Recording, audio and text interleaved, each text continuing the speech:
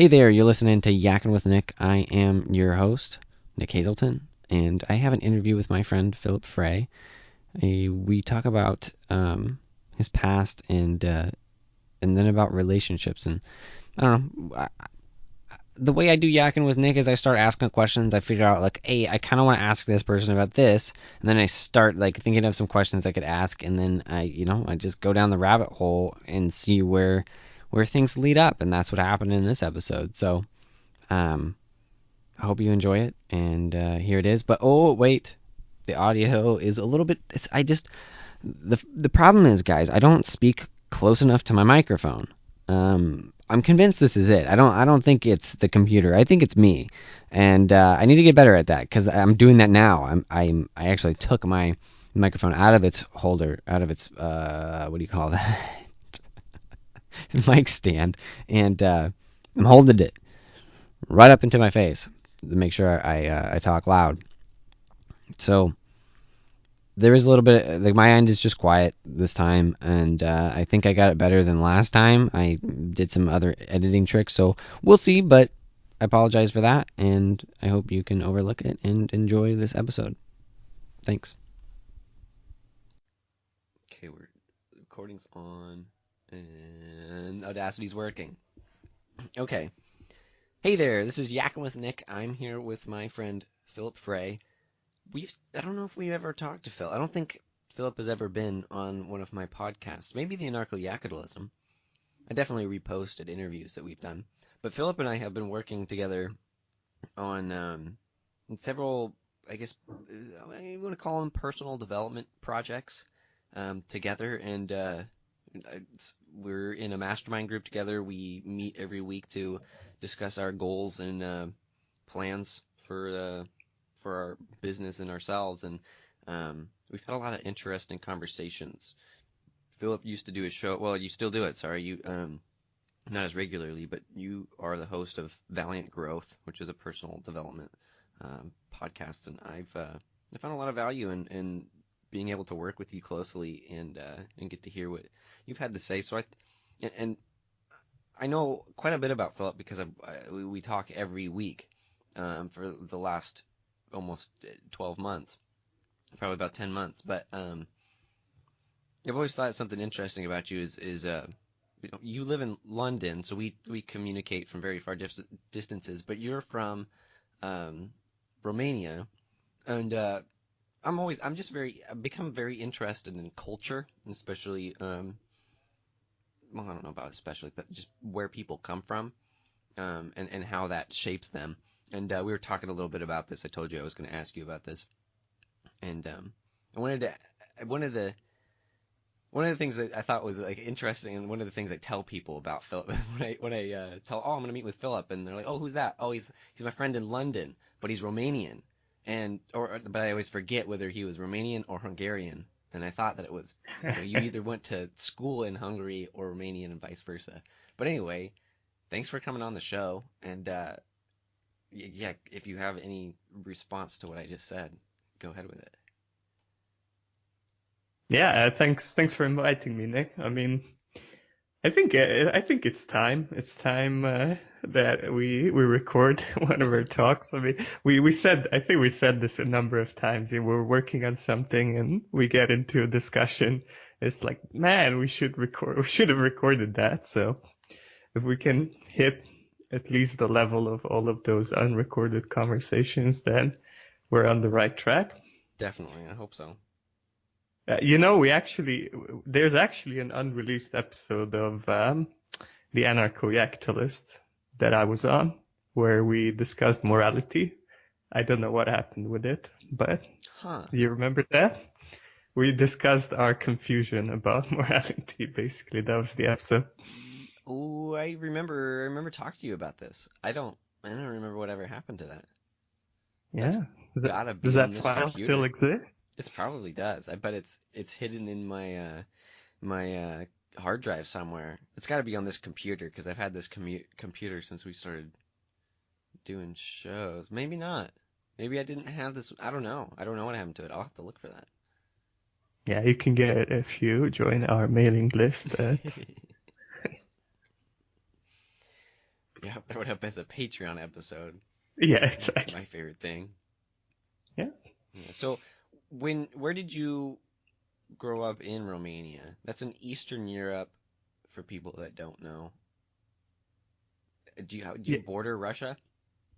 No. No. Romania borders, I guess Ukraine would Hmm. be closest to Russia. So you got Romania, then you have Ukraine, then you have Russia.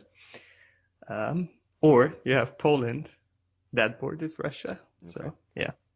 So it's more to the south, Yeah. more to the south. And then where did you grow So up yeah. in Romania? So in Romania, I was born in Bucharest, which is the capital. Which is a 2 million roughly like sized city. Hmm. But when I was four, my mother and we moved to kind of a pretty isolated part of it, to a town in the mountains, like in a valley in the mountains, and that town had, I don't know, 40,000 inhabitants, and then it was largely surrounded by like a rural area. I think it's actually not that dissimilar from Oregon in some ways. Sure. Yeah, that's. I I don't mean, know. we've got. Yeah, I guess I wouldn't know, but I bet you're right. From the pictures I've seen, it looks very similar. Just a lot of hills. At least where I'm at, there's a lot of hills, and No it yaks though. No does. yaks yet. So that's an issue. Yeah, I wonder if they've got yaks in Switzerland. How close is Switzerland? How close is it in terms of how similar is it, or No, no, like like distance. distance wise? Um, it is quite far away, uh, at least kind of on a European scale. So it's the Swiss mountains are a completely different range, but some of the altitudes are not that dissimilar.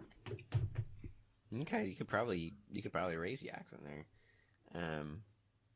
But yeah, I don't know if that's I don't know if there's a market for that.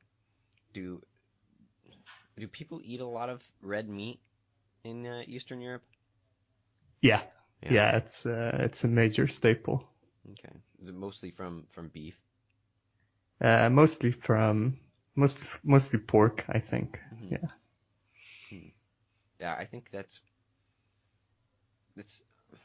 I don't know how poor is that area? Is it like I don't ever hear about Romania or Hungary. Sometimes I hear about Ukraine because it's in the news sometimes, but otherwise you don't really hear much about Eastern Europe. Yeah, I mean, because there's not that much going on. But so basically, the poverty, or like the kind of wealth level, has really changed, and quite recently. So when I was growing up in like the late 90s and the early 2000s, uh, I mean, okay, so let me preface it with, it's always been kind of upper middle. If you were to take a distribution of the whole world, Sure. it would kind of be in the upper middle place. But there's been a huge explosion of wealth in the last 10 or 15 years. So communism ended in 89, Hmm. and the conditions during communism were quite similar to what you see in North Korea today. Hmm.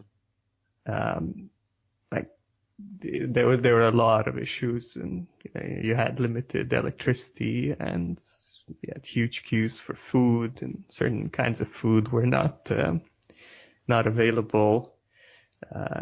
So yeah, it was pretty significant poverty. The state recommended scientific diet, if I remember correctly, it had 1,600 calories per day. Oh, That was that's what the scientific new man was supposed to eat. wow. Um, but yeah, there wasn't really starvation, but it was pretty deprived. And then 10 years, like roughly 10 years after 89, it didn't improve that much. But then Okay. as far as what I saw in my own life, it kind of skyrocketed from there to the point where now it's it's a comfortable place. Like it's not on the level of the US or Sure. Western Europe, but you can live in reasonable comfort there. Um, yeah, I don't know what to compare it with. Like I don't know. Yeah, I Yeah. really don't know. What countries do you know? Yeah, I guess I only know the United States. I've seen New York. I've never been in New York City. That's the biggest place I've ever. I guess I flew into LA once when I went to Disneyland. Those are like the biggest places I've been the most. But then like Portland and I've been around Oregon. Well, I think let's say on the kind of North American context. I'm I'm not 100% on this, but I think like Mexico wouldn't be too far off. I don't know if it's like poorer or wealthier, but I would guess that it's pretty close. Yeah, yeah. Yeah. Probably less drug gang violence, maybe? Yeah, no, or much less drug gang violence, but we're talking wealth. Yeah, yeah. Okay, well that's interesting. How much do you think that like I don't know, how wealthy was your family compared to the rest of the people around you? Just about the same? Yeah, so my family was, I mean, there were periods in which so when we moved to this place, this town in the mountains, um, I we moved like I got my mother divorced my father and like moved in with another man, so be my stepfather, and like it depended a lot on whether he was employed or not. Mm-hmm. So there were kind of rougher times there, and then there were better times, like depending a lot. But I think we were pretty, I would say, like mid, kind of median, or maybe a little bit below median. So my mother is a teacher. They're not paid that well, but they're also not paid that poorly. And you could have private lessons, which per hour pay reasonably well. So we were kind of in the middle. Okay. All But right. to give you an example of the change, like there are these little things that just I'm here in the UK and it hits me sometimes, something just a realization, So, for instance, I remember when I was um, I don't know 6, so that would be 99, buying a bag of crisps. It would be a project. Like, you have these guys who go to venture capitalists to raise, investment Uh-huh. money for their project. It was something like that, Oh So gosh. a friend of mine and I, we'd go to like his mother, and get a portion of it, and then go to his uncle and get another portion of it, and then we'd go to my mother, and like round it out with that, and then it would be like a half a day project to raise the money. And then, we'd go buy it, and that would be like a moment of victory, Uh-huh. something like that.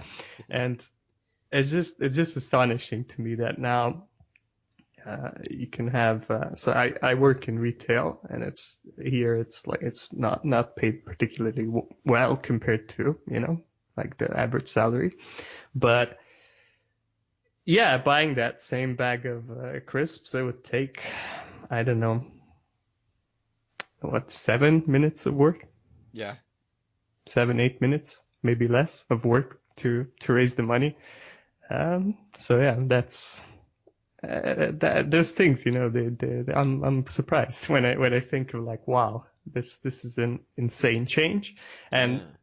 it also changed in Romania where uh, I left 3 years ago, and the wages, I don't know, I I haven't kept in touch too much, but it seems like I was working in an office when I left. I was a marketing assistant, and I wasn't paid too well, Mm-hmm. but I was paid let's say 50% of like 50% over the minimum wage or a little bit over that. And this was in 2014. Uh, Now my wage would be illegal to pay because just the minimum wage basically almost doubled Wow. over since I left, which is incredible. So I don't know if it's like a huge unemployment followed that, but I don't think so. I just think that things are just improving very, very rapidly. So it would seem at least. Yeah, that's interesting. I bet the proximity to Western Europe make it easier to really jump through the economic ladder. Um, is there a lot of agriculture in that area? Like, what do you think is the main? What is the average occupation? Of Romania or Yeah. of the area where I grew up. Um, both, if you can answer. But the area you grew up in is good. So again, this is transitioning too. I think when I was growing up, it was still predominantly agricultural with a good chunk of industry as well. And I think both of those have been falling, but agriculture has been going down pretty fast as a share of the GDP, and it's a transition to services pretty significantly. And you just had these waves, where you had a pretty largely rural population, and then you had these Western European companies setting up factories all over the place, Hmm. because it was cheaper to make it in Romania than it was to, manufacture it in Germany, for instance. Hmm. But shortly before I left, like that ended too, because Romania became too expensive. Hmm. So those are gone. So now what you have is more like service centers, like um, call Okay. centers, accounting, like, like kind of outsourced business stuff. I don't know exactly like how representative that is of the whole economy, but there's definitely a shift to kind of services and to something that looks a lot more, Western European or like American in nature. Yeah. How much do you like? Um, how do I answer this? Um, so well, the best way I can think of it, I wanted to be more specific, but I was thinking about how do you think that how do you think that do you think that experience was I don't know, I'm like trying to think of so do you think that your experience as a Romanian is different than as somebody that's an Oregonian? Like, what I'm asking is, what do you think are the significant pieces of your culture that are different than I guess what you would see in like people in London and in the UK? Yeah.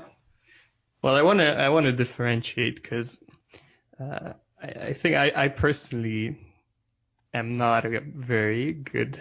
I don't represent either Romanian or Hungarian culture very Mm-hmm. much. Um, so like there are two levels there. Like I can tell you about what I see as cultural differences, generally speaking, Mm-hmm. and what I see as cultural differences between me and, you know, people here that I see. Sure. How about answer? What do you see the cultural differences between the people you see in Hungary versus the or in Romania versus the people you see in the UK, and then like what do you think are the differences between your own values and the cultural values that you've seen and picked up throughout your life? Yeah. So also, I just want to say that like culture in like regions of Europe is pretty different between countries. So, for Yeah. instance, what I'm going to say does not apply to Hungary at all. In many of these cases, it's different. Like there are big cultural differences that kind of sociologists have measured that are just major. So I want to preface with that. Sure. But as far as Romanian culture goes, um, I guess this libertarian listeners are going to be scared by this, but Basically, I'm gonna use the language that I picked up from my own like study of sociology and cultures. I read a book in particular that kind of informs my thinking. But so anyway, what I see is the two biggest differences is that first of all, Romanians are much more uh, collectivistic in the sense that the default level of thinking is in groups, or much or more pronouncedly so than what you would see in, say, the US. Sure.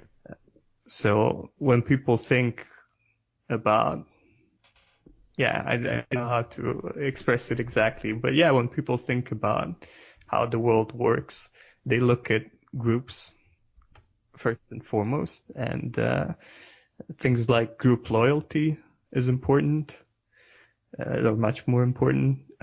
So that can be kind of loyalty to your family, um, loyalty to your community, things like that. And it's kind of a different system where you're expected to contribute more to the groups that you're in, but there's also much stronger support that you can expect from those groups Hmm. as well. So especially in the countryside around where I was growing up, it was a pretty like standard system that you were building a house, uh, your neighbors would show up and help you, Okay. and they wouldn't ask for money for that, but when they were building a house, you were expected to show up, or if there Right. was a harvest of potatoes, which was the major crop there, sometimes people would show up and work for free or for not a lot, but again, that was an obligation that you would do the same. So that's one thing. And the other big difference is what I've seen called power distance, which is low, say here, but it's high in Romania. And what that means is that there's a greater kind of there's a greater distance between a person in a position of authority versus their subjects. So um, like a teacher and a student, a parent and a child, a boss, and someone who works for that person. Which what that means is that um, it's more expected of authority figures uh, to you just follow what they say, and there's an expectation that they gotta know everything, and Hmm. they're doing the thinking in a way. So where I don't know, say in a classroom uh, in the West, it's more of a let's collaborate together, let's learn together, and I'm a guide kind of thing, but we discover things together. Hmm. In Romania, it would be more like I'm the authority, and I know exactly the subject, and your job is to kind of learn from me as much as possible, and not question me, things like that. So that would be like the two big big big ones. Okay. Where do you think that that comes from? Just maybe the communist history. That makes sense to me. But do you think that that's where that influence comes from? What I I guess it's know also sort of from tribal too. To have the communities be very um, tight knit like that. That's not necessarily communist, I guess. no, and I think communism. Yeah, I don't think communism was a major factor on that. At least based on again based on the book actually that I've read. They say that these things like they go back hundreds or thousands of years, and they're very static. Yeah. They don't change. Like these fundamental values don't change too much. And I think communism maybe in theory should have worked better, maybe because of these values, but I don't think it had a major impact, is what I want to say. I think that it didn't change the culture that much. That's my opinion. I Hmm. think most people would disagree with that, Romanians. But I think no, it's a longer thing that's been a thing for a long, long time. I don't know exactly what the reason is for that, but Yeah. that's the place. Yeah, that makes sense to me. That yeah, I would buy like because it just seems like that's more natural. That's not a communist thing to me. Just helping out your neighbors. That's what that's what the Amish do. These tight knit communities. That's interesting. So how do you think that you've drifted from that? Because you definitely have an individualist streak in you. You and I both come from a similar philosophical, political background um, with, you know, free market capitalism and libertarianism, right? Yeah. Well, the thing is, I don't think I drifted very much Yeah. because there's a twist in the story. I was telling you before we're recording, and that twist is that um, so most of your culture comes not from your community, at least again according to his theories, but from your family and from your first 4 years, where you're mainly exposed to your family. And when I look back now, like my family had a completely different culture from the area where I grew up in, and they were much more kind of cosmopolitan style. They did not belong to this rural area at all, but also a very different kind of internal culture from Romania as well.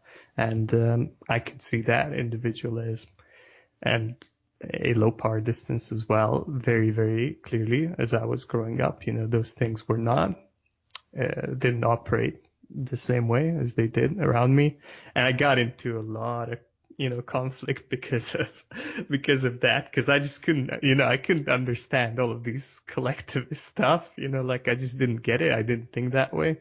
Sure. Now I would, but when I was growing up, and in my teenage phase, I was just pissed off all the time, and I didn't get it. Like what, like yeah, I could give you examples, but yeah, I had a lot of conflicts in group type situations because I was always advocating for like, oh, let's do something individualistic, and they were like, nope.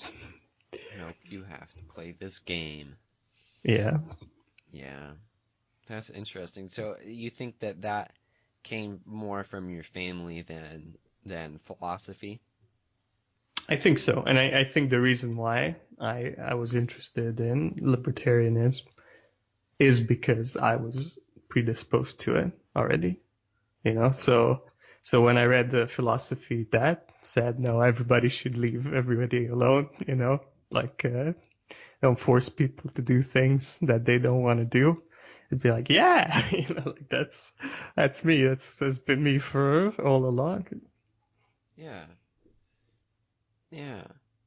That's interesting. So how did you get turned on to those ideas? Did you find them yourself, or did somebody say, "Hey, libertarianism"? I've found them myself through the study of economics. Okay. So I I went to university, business management, and I thought that the best possible thing to do to educate myself for life was to read economic theory. I don't agree with that anymore, but anyway, so I just I started just reading all sorts of authors, and then I happened upon Milton Friedman, and then like that escalated out of control, to to anarcho-capitalism. Yeah, that was a lot of my path. I took Milton Friedman, and then I Yeah. found the ANCAPs through that too. Free to Oh yeah. Choose was the first book I like. Well, it wasn't the first book I read. It was the first economics book I read. Yeah. Like, Okay. So yeah, yeah, we have a pretty. Yeah, I think. I'm not sure if I read Free to Choose first or Capitalism and Freedom first, Hmm. but yeah. Yeah. Yeah, he's an interesting guy. But that's interesting.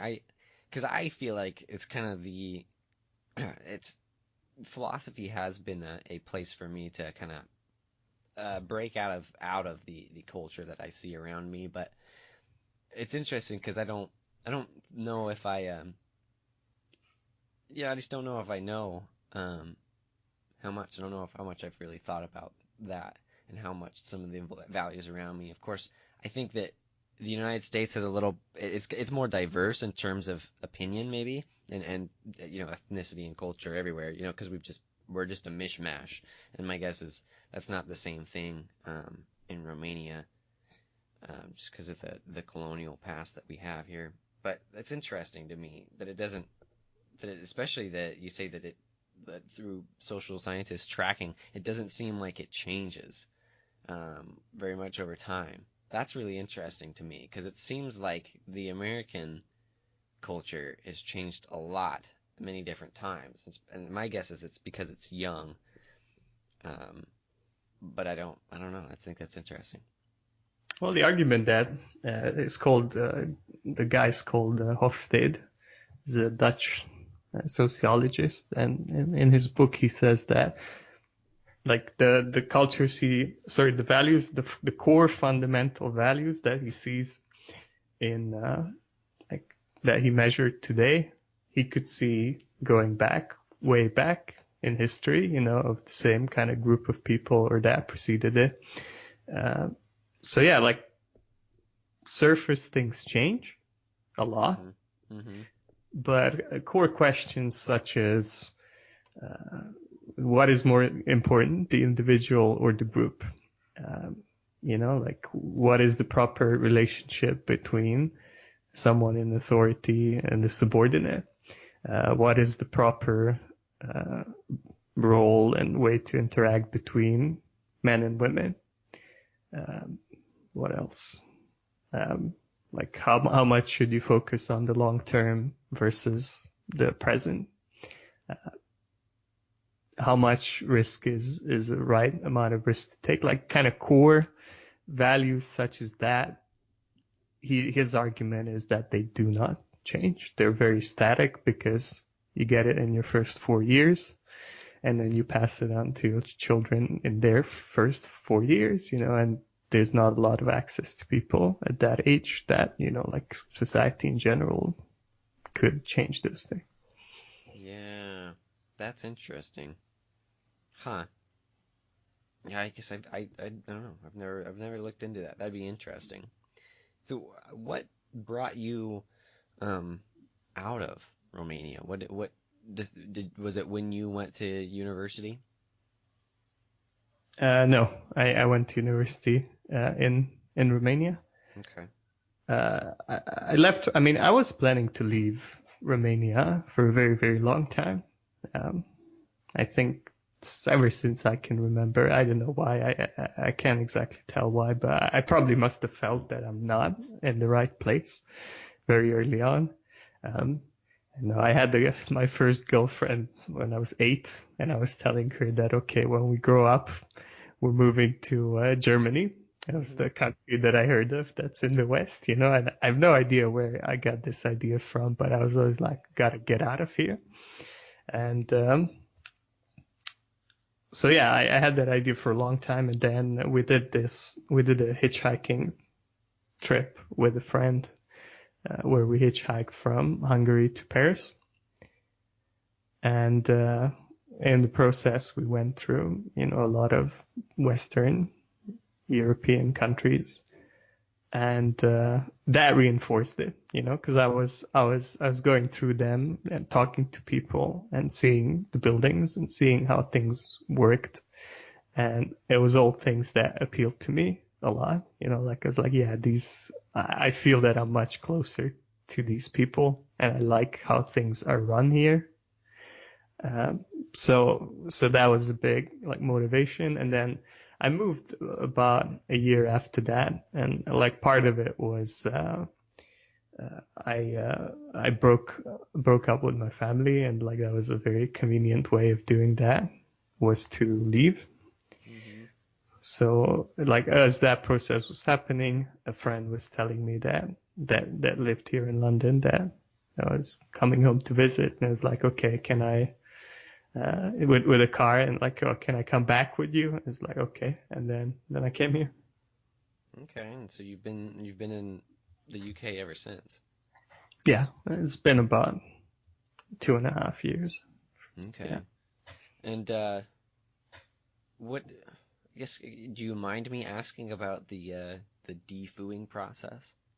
No, Okay. So you were a fan of Stefan Molyneux, right? The what's I was. Yeah, Free Domain Radio. yeah, I Um, used to be. Many of my listeners are familiar with Stefan Molyneux, but he has some very interesting ideas about family and therapy, and I think a lot of them are pretty good. I think he was an introduction to for a lot of people in the uh, in those anarcho-capitalist libertarian spheres to um, find some things like peaceful parenting, and I don't know how much he was really involved in or very like how much he talked about internal family systems therapy, but he definitely talked about therapy. But what did you get out of Stefan Molyneux that kind of made you decide that you wanted to leave your family? And the DFU is D family of origin for those who don't know. Yeah, so I think I bought into the whole free domain radio philosophy, like lock, stock, and barrel, pretty much. And it is often, I think, of the people in the community who do that, who are like the kind of top fans, most of them defu. Hmm. And I think the reason for that is, so basically, so yeah, it's a combination of things. Like on the positive side, I would say that he raises, or used to, I mean, I don't know, he changed a lot, but back in the day when I was listening, he used to raise the question a lot, like, what are you getting out of these relationships? Is it good for you? Like you shouldn't stick around just because of a sense of obligation, and you shouldn't take bad things or like uncomfortable things, unenjoyable experiences just because it's your family. Sure. So that was part of it. I still agree with that. Yeah. But there was of um, a lot of morality and like moral judgment mixed into that as well. So there was like part of it was if someone's not a libertarian and they don't respond to the arguments, in short enough time, then they're evil basically, or you shouldn't be in a relationship with them. Uh, Also, if there's also an encouragement to like bring up the trauma that you experienced as a child. But again, that was always couched in, in my interpretation, it was always couched in like your parents were evil for traumatizing you. And kind of your goal with the conversations, as I think as per like standard free domain radio procedure, is to confront them and to have them recognize it. That yes, they made mistakes and that was evil. That's at least that's what I got out of it, and that's what I did. And I think basically the reason why most people defu is that like this methodology, in theory, it's supposed to I don't know, either improve the relationship or end it because it's not worthy to have if they don't, recognize these things. Hmm.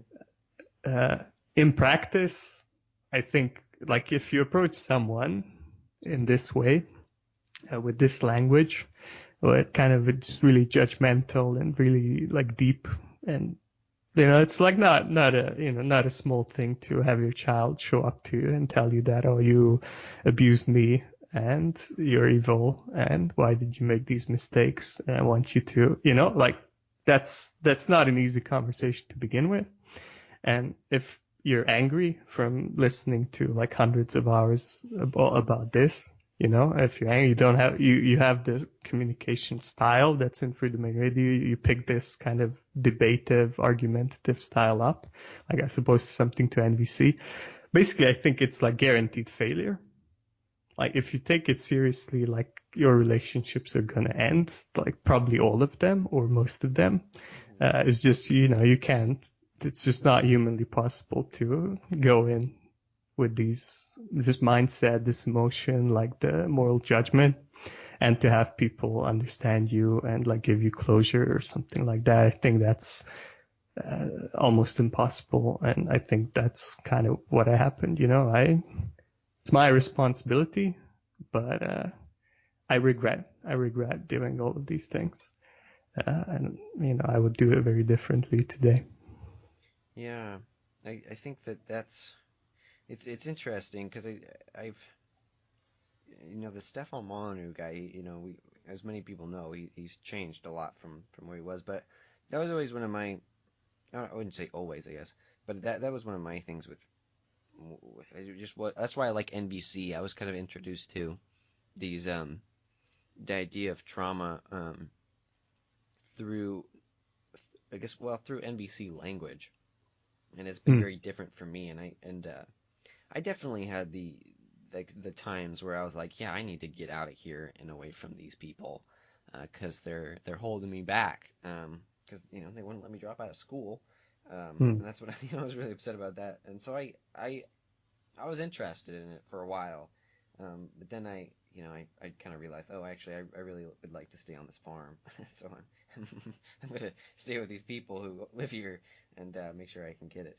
But I think it's interesting to make that change is very significant, and that's just it's a huge decision, and it's too bad that you didn't do it the way you wish you had done it now. But it's that's probably it would be my guess that's kind of the biggest decision you've made um, in your life in terms of biggest is in terms of the like kind of the amount of consequences, right? You kind of threw yourself out of your environment and try to make a new life. And so you've since then you've kind of changed the way you feel about your parents. Um, where do you think yeah, how do you think that's changed? So when you first moved, you had just left your family, right? And it was kind of I assume that you got what you wanted at first, right? And do you think that was do you think that's true? Do you think that getting away was helpful at first? Yeah, I think so. I think so. I don't know how to put it.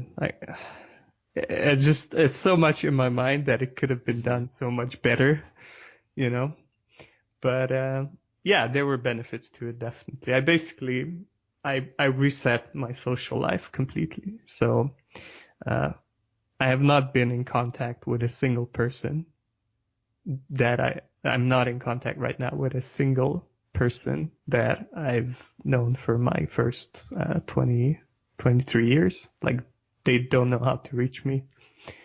Uh, Wow. I just disappeared basically. Um, the reason being I didn't want, I didn't. Well, I had this idea that they're not worthy people to begin with, uh, influenced by Freedom and Radio because they didn't have the exact same views.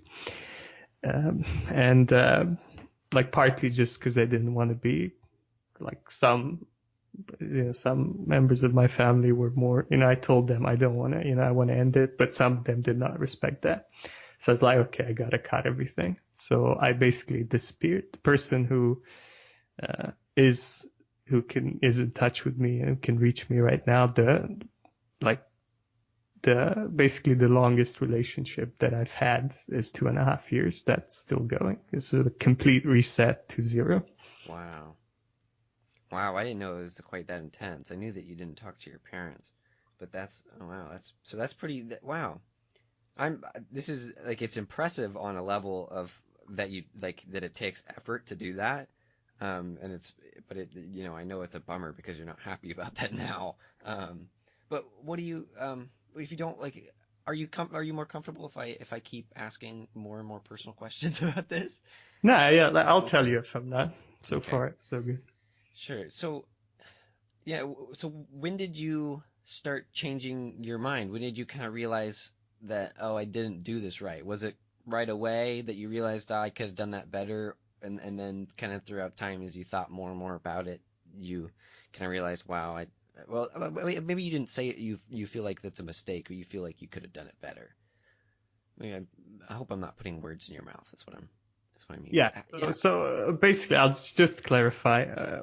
I don't think, like if I were to go back in time, I don't think I would keep many of these relationships active. Because Hmm. I still don't think that you have to keep relationships that you're not getting much out of, and many of them, as I grew interested in different things, like the kind of what we could do together with family members or friends, it got or what we could talk about, it really got restricted. Hmm. Uh, but I left nuking the place, like Yeah. that's the problem. Like I left with everybody was hurt in the process. Whereas it could have been done simply like, okay, it still would have been challenging, but be like, okay, I've changed. I'm moving on. I don't think I'm gonna keep in touch very much. Instead of you're evil, you're wrong, and I'm leaving because you're an abuser. Like to leave with that like that's the final impression. That's what I really regret. Yeah. So when did you realize that you did regret that? So yeah, initially I was like, yeah, I just cut these low quality evil people out of my life. So, like, yeah, it was rough, but I had to do it. Like that was Hmm. kind of my perspective after I moved.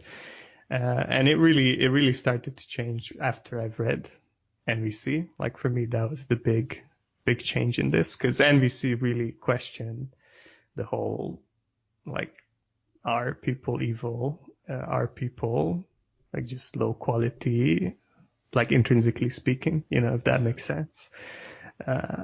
And that really challenged that. And as that kind of, I read it and as that seeped into my mind, and I saw examples in MVC of people handling much more difficult situations with it, like using the technique. Maybe we should explain what it is. But anyway, Sure. so I see that it could work in much more difficult situation, and I saw that, oh, okay, compared to NVC, the way I communicated, the way I brought up these issues, uh, where basically what I wanted was just kind of some visibility and some empathy that, yeah, these things were legitimately hurtful that happened in my childhood, but I picked the worst possible strategy of getting there. And MVC was like, it showed me, no, wait, if you don't go in like this, I could have actually gotten what I was trying to get. Yeah.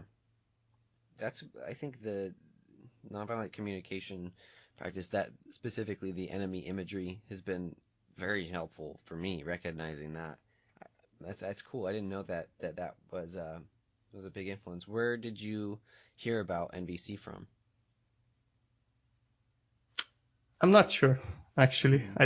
I don't know. I don't know. I think it was floating around personal Yeah. development circles, but yeah, I can't pinpoint it exactly. Sure. Maybe it was anarcho-capitalism. It could have been with Daryl. It could have been, but I'm not sure. Yeah. I don't remember. Was it as recent that you've gotten into nonviolent communication?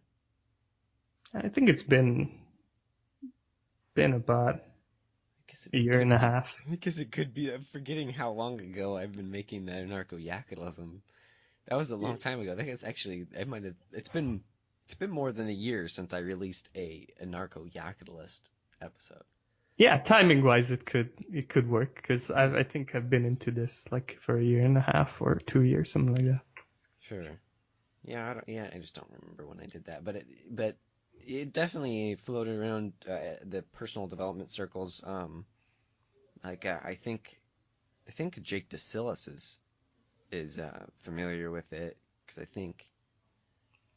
I don't know. I don't think he He's not I don't really. think he covered he covered it recently Okay. on his podcast, and he didn't give the impression that he gave the Oh. impression that it's the first time, and Oh, he cool. you know he wasn't very favorable towards it, Oh, so I really? don't think it was him. Yeah.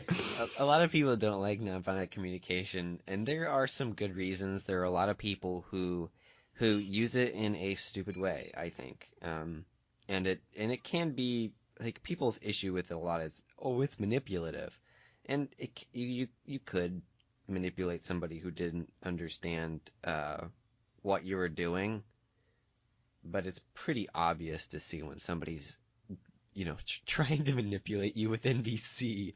At least usually, I think. I don't think it's that great of a tool, but that's usually what people feel like. What did Jake DeSolis think about it? Does that what was that his um what's the I don't know the word for that, like the outcome on it, final, what was his conclusion? Verdict. Yeah. Yeah, Um, verdict. well, basically, I think it's if I remember correctly, his issue was that he thinks that so he thinks that the fundamental like okay, so let me say this. So for me, NVC appeals the most as like something you do personally, Hmm. you know, as a technique. He focused more on is this the solution to violence in the world, Oh. which doesn't interest me that much, but I mean Hmm. they are related to some degree. And he was saying that uh, he and based on other books that he read, he doesn't think that. So NVC's basic theory is that I guess conflict occurs because of misunderstanding, or Hmm. you could say lack of empathy. And if only people could understand one another, you know, then you wouldn't have conflict, or you wouldn't have as much, or most conflict could be solved. And and then the tools of MVC are, you know, just introduce it, like communicate in a way that expresses your needs. And because needs are universal among people, if we can connect on you know that's a bridge between Hmm. people that like yeah we speak different languages, we speak, you know, we approach problems differently, like because of religion, politics, background, etc. But if we can strip that down to what is this person actually needing, we can make that connection, then conflict disappears or can be reduced. Like I think that's Yeah. roughly the idea of NVC, and his take on it was like that this theory is not correct, and that conflict occurs because of again economic reasons, if I remember Hmm. correctly. You know, like economic reasons, and basically says no, the solution to conflict is property rights, and I don't know if he said morality as well, but basically some kind of morally morality or like Hmm. I don't know behavior standards based Yeah. approach where everybody adopts that, and that reduces conflict over time. And I think Steve Pinker made that argument, and which kind of hits on a larger point of I think NVC's core philosophy is very explicitly amoral, Yeah. and I don't think you can yeah you can't be I don't know, it doesn't make sense to be a fan of like yeah you either you can have morality or you can have NVC. You know, I don't think you can have both at the same time because they're just contradictory. Like maybe you can use the technique, but they're just contradictory in their core philosophy. And to me, NVC, having read it and having thought about morality, which is actually that episode that's unreleased that I mentioned at the beginning, like that Hmm. was that when I was thinking about that, to me, that started me thinking about is morality really a valid objective thing? And I couldn't run that logic. So I said, okay, I'm amoral now. And I have been since because it doesn't make sense to me. And Yeah. I'll just say his other objection was that there are better techniques that work better interpersonally as well. Hmm. and he mentions parent effectiveness training and a negotiation book called Getting to Yes, which he says has like techniques that work better. I don't know. I haven't read them, but I'm like, okay, I gotta read them. Like, are they really better or not? I don't know. Sure. Yeah, I guess I wasn't. That's yeah. Yeah, I didn't realize that that was kind of his philosophy. But that's an interesting objection. I can see that why people would have an issue, I guess, from that perspective with NBC. My things with it is I don't like the jargon, Yeah. and I don't think it is a solution to world peace or world whatever you want to call it, violence. I don't think that's. I mean, sure, I think that if everybody, because I don't know if it's really a conflict over, right? I don't know. We have, like, I would say we all have these needs, but I wouldn't call them needs unless I'm talking to somebody who's familiar with NVC. Usually, I like to call them values or desires. That's kind of my main thing because I don't like that word need. To me, stuff that I need is like what's necessary to survive. I don't Yeah, it's necessarily too strong, Yeah, I right? don't need acceptance. I definitely want it, and I'm gonna be much happier with acceptance, but I don't necessarily need it. But Mm. yeah, I think that the specifically going like I like the OFNR model, the observations, feelings, needs, requests. So you observe, okay, what happened. All right, that made me feel, and then it's the end part. It made me feel this way because it did, my need for acceptance wasn't met.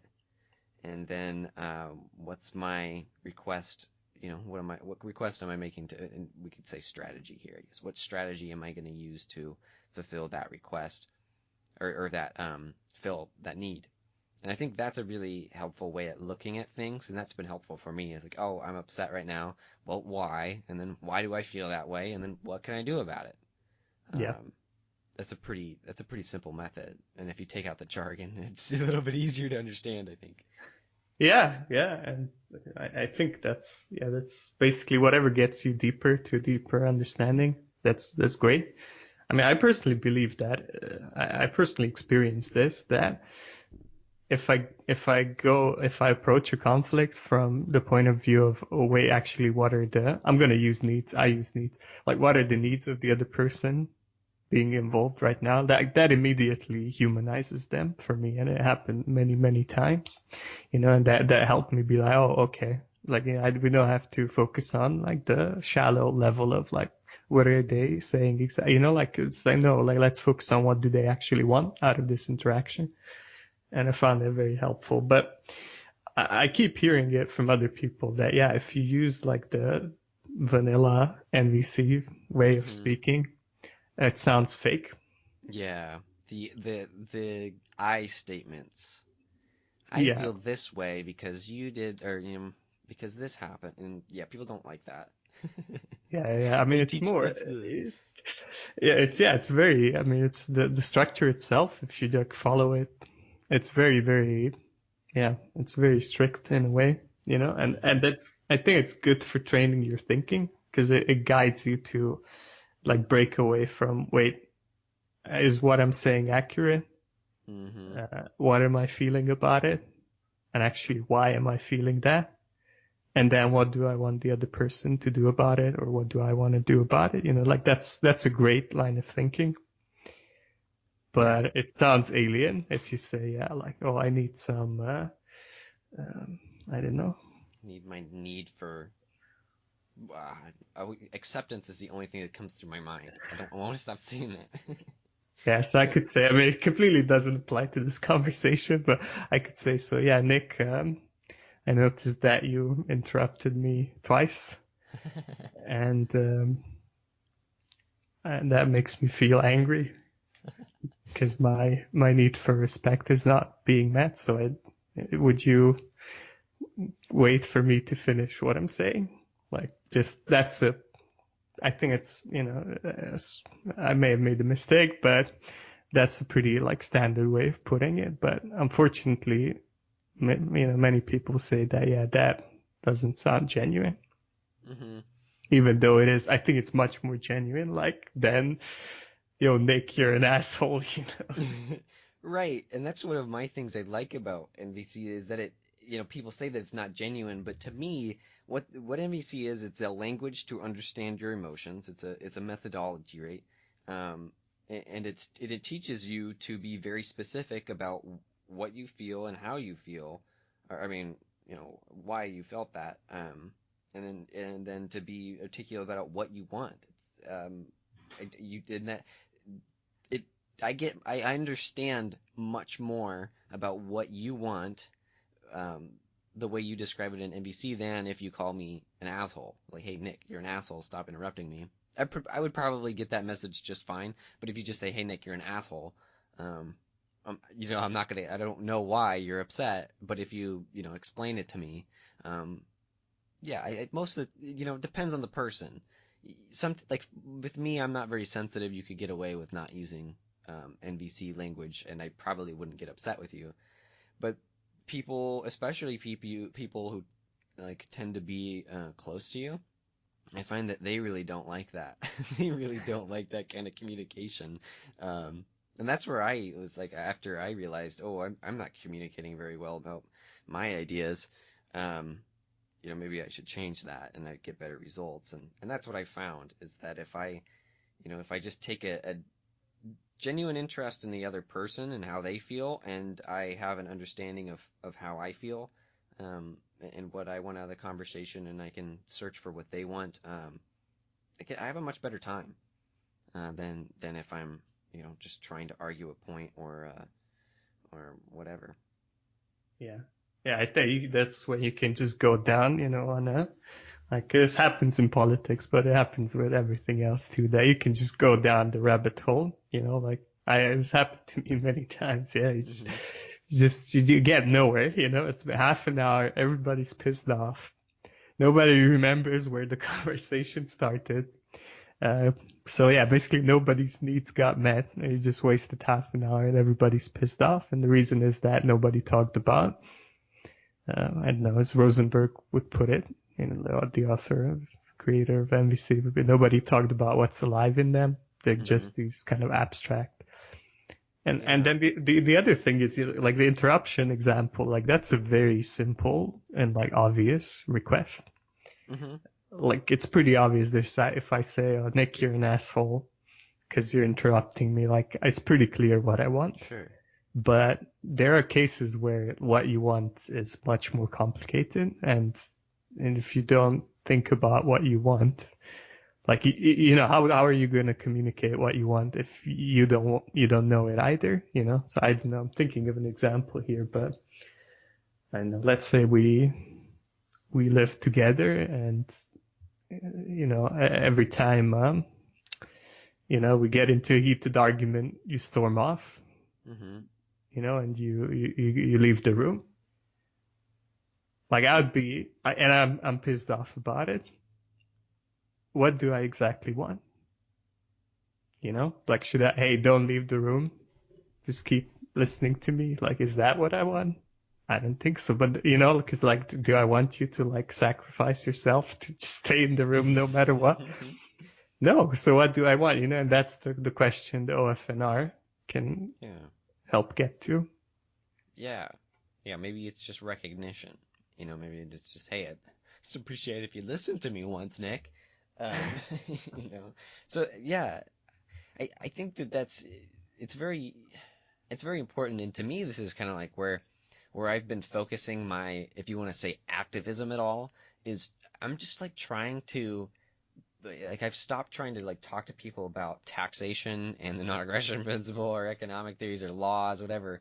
And I've been focusing on like trying to um, just talk to people about what they're interested in and really try to understand them. And I don't use NVC in the like, yeah, they say like street NVC as people, I don't, yeah, just being more, it's not the clunky jargony language that a lot of those, what do you call them, no, I want to say practitioners, that's what they are, Hmm. people who practice, that methodology.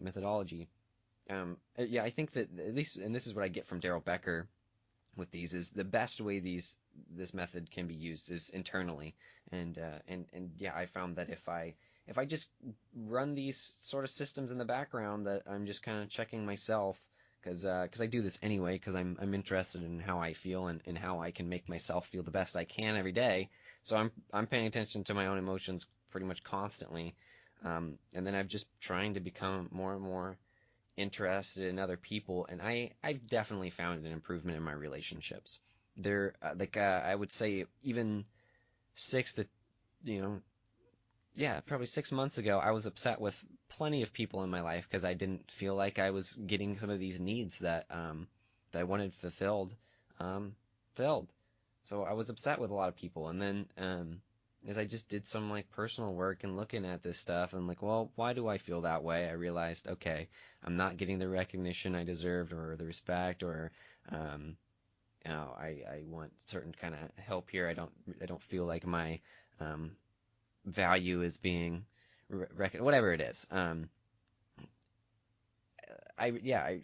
kind of taken the point of, well, I need to stop looking at these, like some of these relationships, as an imposition. I need to like kind of look at, well, what do I want out of this relationship, and I need to actually look at how do I get it, and what is realistic. And so I just, working through that sort of thing.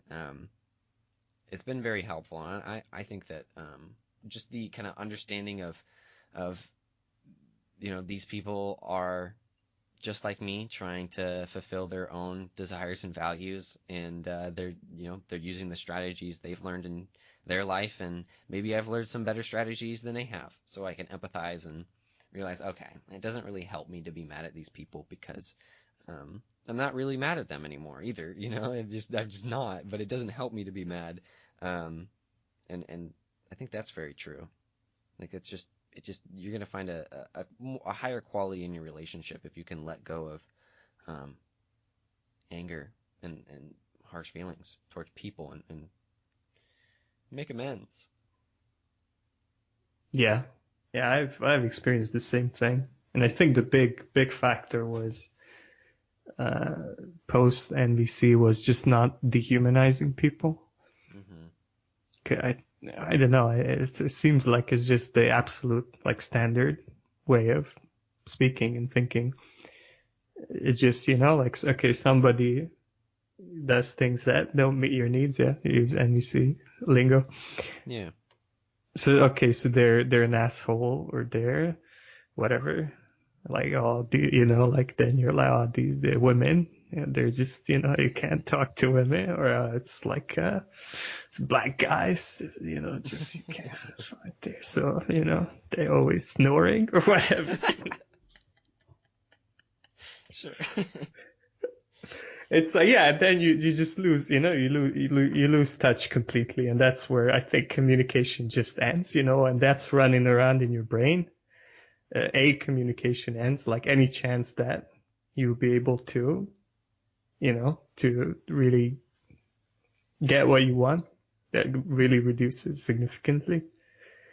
And yeah, and you get into the spin cycle, right? You're like, oh, these, like, you're just stuck there.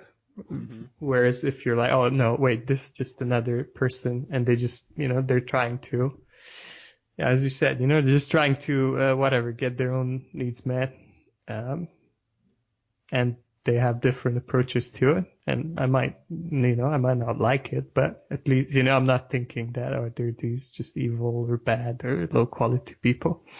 For me, that's been the change, and it's hard. Like I don't. It's a real effort to hold on to this Hmm. sometimes, but when I always, it's always good because I guess anger can be useful if possibly to defend yourself. Maybe not. It gives you energy or to make changes. I can imagine like a few situations where that's useful.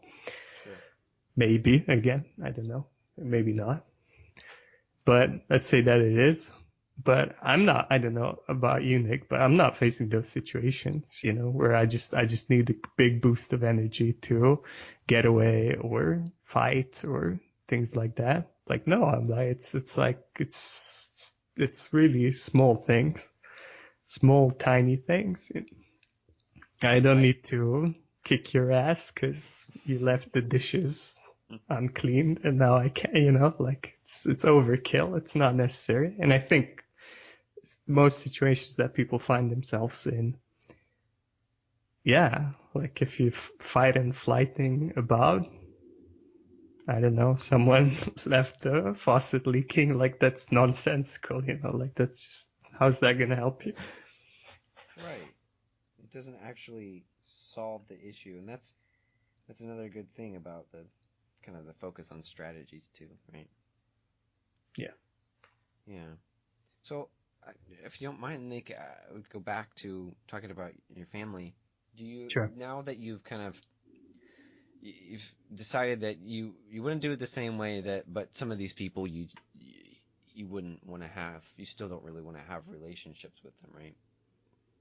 Yeah, it's kind of a case by case basis where some of them, yeah, I can't see like how what we could do together that would work, Mm-hmm. and that's not because they're bad people, just we have different interests, and that's fine. But yeah, there are some people I'm like, yeah, we could get some, we could get some stuff out of it, plus, yeah, maybe we could get some stuff out of it, maybe it's a limited thing we could do together, but Mm-hmm. yeah, like, wouldn't it be cool to have someone to talk to about my childhood, for example? Right. Yeah. Do you think that you'll reach back out to some of these people? Yeah, I'm thinking about it. Um, Okay. I want to eventually, but it's just hard to know how to do it. Yeah. Yeah, Yeah. Absolutely. I would imagine it would be kind of it, it would be a difficult thing to think about, I imagine. yeah, yeah. I just I think about it a lot. Like how I would make sense, and like how could I do it? But I feel I left so explosively. It makes it hard too. So I don't know. It may actually be that some of these people have found me, Uh-huh. with because I get, for instance, I get disproportionate listens on Valiant Growth from like the county that I grew up in. Oh, yeah. I have no reason to believe that. Like it's not a very techie area. Like it just doesn't. I would assume that maybe it's people have discovered me, but they haven't reached out so far. So I think eventually either they will stumble upon me or I will go back to it. But it's hard, man. It's hard to go back. Yeah. Yeah. Yeah, I can't imagine that because I just in a very, very different place because I live with my parents still in the place I was born and raised. So we're at very different spots, but that's I don't know, it's interesting and it's this is I'm sure this is one of your bigger struggles in life. So it's interesting just to know that about you, I think. Yeah, yeah. I don't know, man. I built my life and my social circle back up, like Hmm. since I moved here, and I have a bigger circle now, and I interact more. I was pretty much a loner in Romania. I get probably partly because I didn't fit in, but partly because I just didn't. I didn't see value in people. I didn't see how to collaborate. I was an asshole, things like that. Sure. So yeah, those needs are being met, like they're met right now. But yeah, this thought does come back to me more like, I don't know. I don't want to die having left like this. You know what I mean? Hmm. So that's more the motivation. Yeah. Yeah. What other lessons then, being kinder in your communication do you think that you've learned um, just from the whole experience? Yeah. Well, one of it is like going in with moral judgment is like a surefire way to not be hurt. Hmm. Like that's I mean, some members of my family actually, like I got some visibility from them, and I think it's testament to they're actually pretty spectacular people in some ways, Hmm. that you go in guns blazing with someone like you traumatized me, I can still hear you to some extent, like that's spectacular. But yeah, it's the worst possible approach. So I guess, yeah, I guess on the strategy level is like what we were talking about, know what you want. Like if let's say you have things that like I'm going to talk with parents in particular, Hmm. like you grew up, yeah, and you figure out that there were things that happened in your childhood that have scarred you, and that Hmm. wish were different, and many of those things were choices made by your parents. uh, when you come to that realization, I think it's important, like, is it worth talking about or not? Like that's, just purely utilitarian. And then the second is like, okay, if you do talk about it, what are you trying to get out of it? And what is the best approach to getting there? You know? Like, okay, if you want to punish them and like inflict the pain that you felt, then yeah, maybe, like going in all judgmental is the best strategy. But I think what people want is as I said before, I think what people want is visibility, like more than anything. Like to have someone who was actually there, who can confirm that, um, yeah, those things were not, like those things were not the best way, and that Right. they can see like, oh yeah, like that. I don't know, and not even the apology, but just the recognition that you're not alone in thinking that this was an issue, because sometimes it's hard to get support on this stuff. So yeah, when you talk to someone who is actually there and they confirm it, that's powerful. But you got to think about what you're bringing to the table. Hmm. Like I think for other than some really spectacular people, or really far in philosophy, whatever you want to call it, in personal development, whatever. I mean, just, bringing this up to the average person that they were a bad parent, like just think about that. Yeah, I Like, don't think they would like that. Right. and you want to be understood. Hmm. So you gotta do this.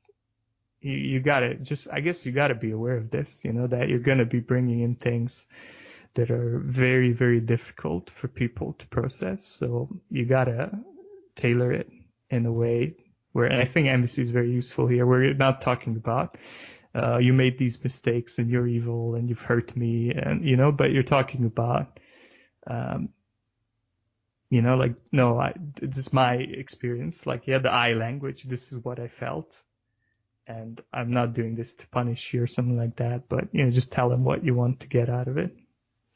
Yeah. Uh, and even then, recognize that it's still going to be very challenging. Yeah. And I don't know, I thought about it myself that if I'm going to be a parent, and I went through all of these things, yeah, and I've thought about all of it, and I'm hoping to get to a better place over time in my ability to listen to people.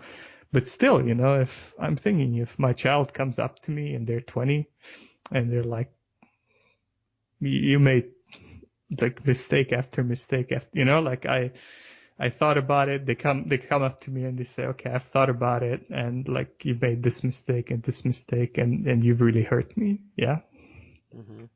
that would be hard to stay in that conversation, like to stay present in that conversation. Like I would Hmm. have a hard time hearing that.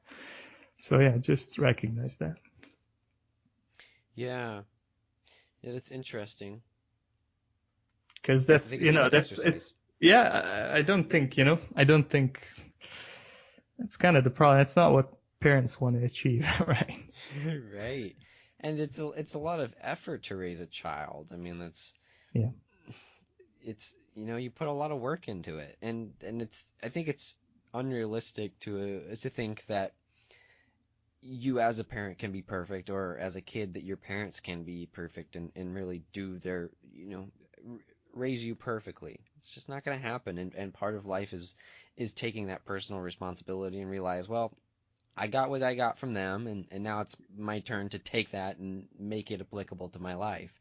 And it's difficult, and sometimes it can be frustrating if you're left with some baggage, right?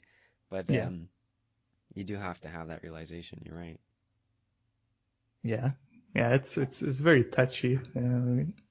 Yeah, another thing that I learned recently is I lived with like I don't know how you call it, a young family. They had a baby basically, Hmm.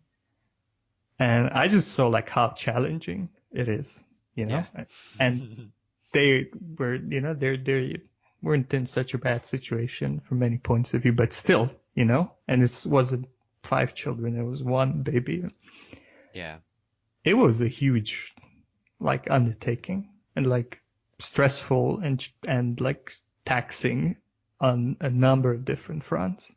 And yeah, I think when I was like back listening to FDR, you don't get that, you feel your pain, but you don't see that, like just how difficult it is sometimes, and that's when people are together and, like imagine like I'm thinking single mothers, like that's insane, or Gosh. single Yeah. parents. Like I didn't realize, I swear, like I heard it, yeah, and I was like, yeah, that's hard, but actually living through it and seeing what it takes to raise a baby, I don't know how they do it, man. It's like, it's incredible, like I'm not saying it's a great thing, and, but it have is some hard. perspective, man. Yeah. Yeah. Yeah. I think I've yeah. I guess I haven't thought about it. I haven't. I've been around a lot of kids my age and seen their families work, and that's been interesting for me. Like especially Mormon families are interesting, where they have like four or like seven kids, and Mm. four is like the minimum in a Mormon family. So there's so many of them, and they're all um, different ages, and that's really interesting to see how they deal with, you know, a dozen children. And of course, the older ones are then delegated to take care of their younger siblings, and that's the way they usually deal with it. But it is really difficult, and it's very, I don't know. I'd like to do it someday, but I'm definitely not at the point where I think I have the patience. Yeah. I Yeah, just don't I have it mean, really I'll figured say out how what to. I saw that it's, sorry for interrupting you, Nick. No, it's I'll fine. just, you know what, just go. Just, sorry. I was just gonna say that I haven't figured out my own shit. I don't know how to figure out how to raise somebody else to get to this point. Yeah, I agree with that. I guess, I don't know if your listeners are looking for like parenting advice from like a 19-year-old, Yeah. 24-year-old who've never had children. But, but yeah, I think that I think you gotta be ready, like you gotta be, like you need time to be ready is what I want to Hmm. say, and you need like objective things figured out in your life before you can, because I mean, I guess, yeah, the thing is we now have very high standards of what good parenting is, like especially in this community, but in others as well. Um, and the bar gets higher and higher. Uh, Hmm.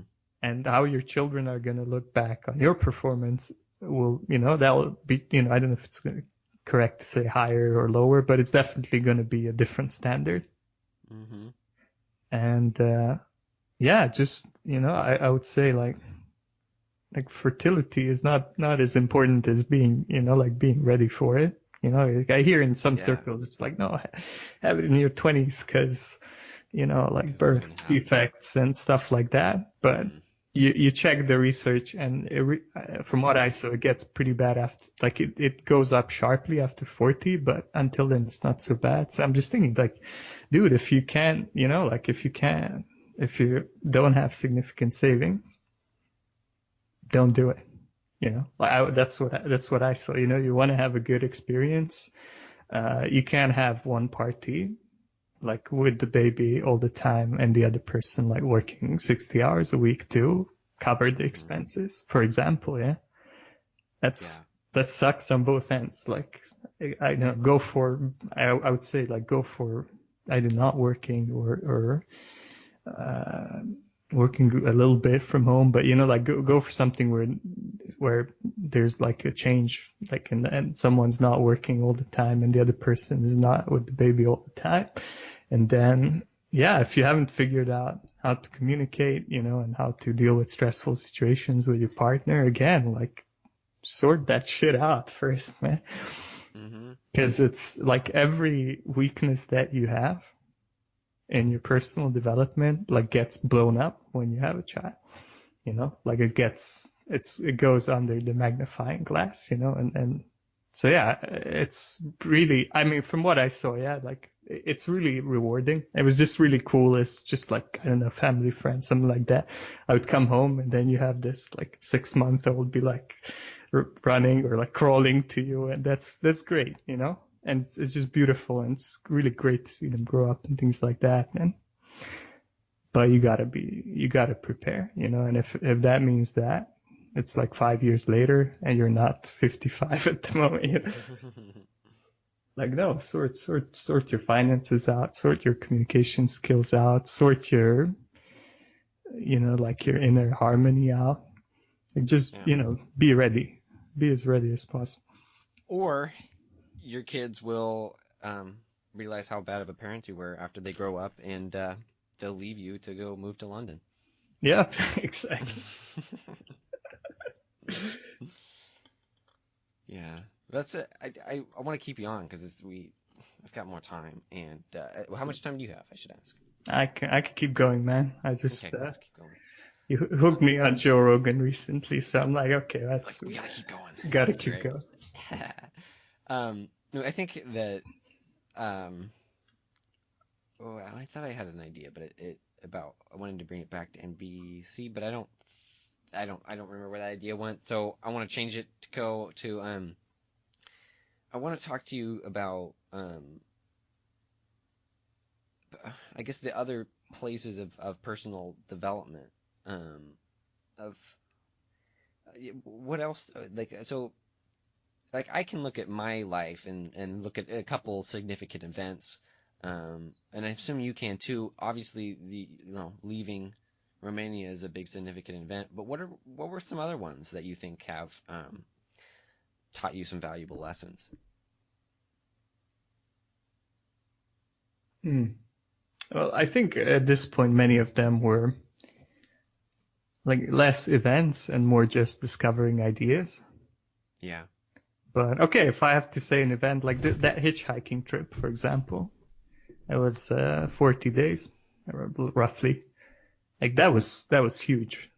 I was, we were exposed to so much hardship and discomfort. Yeah. Like it was exciting as well. Like it was this constant sense of aliveness, and part of it was like we're just getting new stuff all the time. Like because I haven't been to any of those countries, other than like I'd say one or two of them, and we went to 10.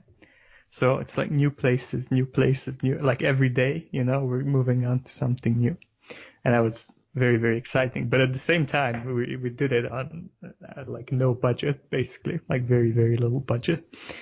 We were hitchhiking. I think we spent like 3 or 4 nights in a hostel, and the rest was like people we picked up on couch surfing, like Hmm. recently strangers offering their couches, some connections that we had, and sometimes it was just sleeping in the train station or on the street in Amsterdam, for example.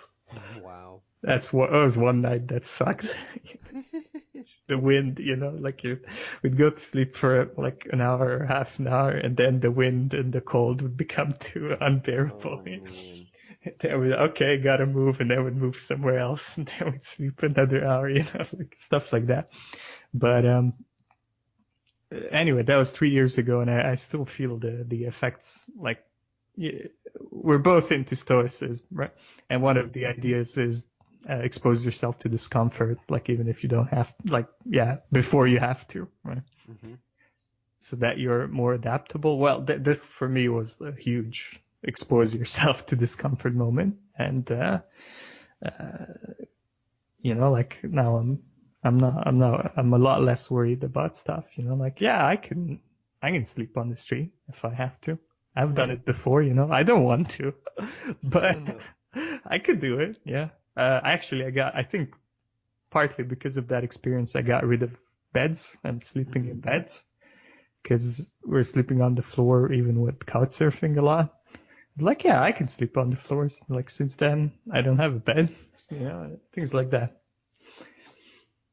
Yeah, I think that's definitely I think that's like the main thing is if yeah, you can struggle in some way and do some hard stuff that you it's very valuable. I Yeah. I've never done something that quite intense. I've gone on like camping trips that have sucked. But never quite sleeping in the um in the streets. That's a little bit different. The closest I've been is on a mushroom hunting trip. Me and my buddy, we wanted to get out there so we could have all day. So we went out there that night, and so we slept in the car. But I was like, I'm not sleeping in this car. This is too uncomfortable. So I slept on the ground, and it was just it had a sleeping bag, so I was fine. But that's the closest I've been to sleeping on the street. Yeah. Yeah.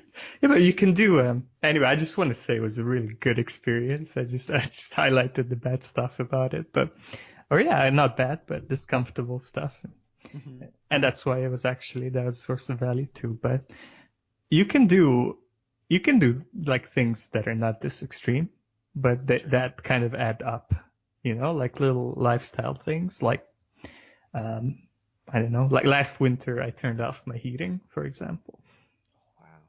Like it's not that big of an accomplishment in England, Okay. but yeah, there wasn't anything extreme, like insofar as I didn't have to like be in the middle of nowhere sleeping on the street. But yeah, that was like, okay, now I don't need heating anymore. It's Sure. on right now. But if I, ever wanted to, I'm like, yeah, I know what to do. Just put on layers, dude. Right. Problem solved. It's going to be uncomfortable, but I can do it. So if there's ever an opportunity, like, I don't know, I can live in a container or something, but the container doesn't have heating. I'm like, okay, whatever, Yeah, you'd I be don't care. comfortable in my situation. Right now, I can keep with a heater. I can keep it 20 degrees above outside in my trailer. But when it's 30 degrees out, it's a little bit cold. And when it gets lower, it's even colder. It's been Yeah, cold here recently. yeah. I Um, think it's colder in Oregon. I would guess a little bit at least, but it's still kind of. But anyway, man, like you've been doing a lot of this stuff, like all your trailer living yeah, experiments. That's all discomfort, right? yeah, I would say yeah. It's been valuable, especially moving down to the river and uh, and providing like entirely for myself for a month and a half, I guess is really what I got. It was valuable. I learned that it was really hard, and of course, I gave up halfway through the summer because I just didn't have the time or energy to try to do it as well as I could have. But yeah, it was interesting. It was a really fun experience being out there during the summer isn't so bad. You don't get cold, but like having to move the water back and forth and learning, oh, I got to cook for myself and how long it actually takes to cook food Mhm. and shopping for myself. That was really good for me. I just I'd like to do more challenges like that. Like that's kind of because of the stoicism. I like to do that, and I like to just find little random ways. I just try the really like I break it down as much like all of my like things down to like my core values like you do. And like what I break it down to is I want to be free. I want to be able to do the stuff I want to do. And if you want to be free, part of that is being resilient to damage or to hardship. Yeah. Because if you aren't resilient, then when something bad happens, you're limited by that, and then you're not as free as you used to be. So if it's easier for you to get stuff done when it's 72 degrees in your place, uh, when it's 50, it might throw you off. But if you've experienced being at 50 and know how to fix that, you become resilient, right? And now your ability to work has not been hindered because you've already dealt with 50 degrees and you know what to do.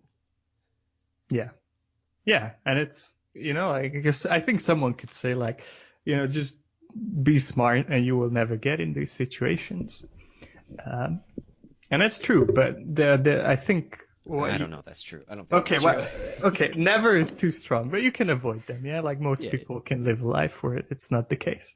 But I think you can do these big, crazy things. And then that really translates to like the smaller discomforts of life that you cannot avoid, you know?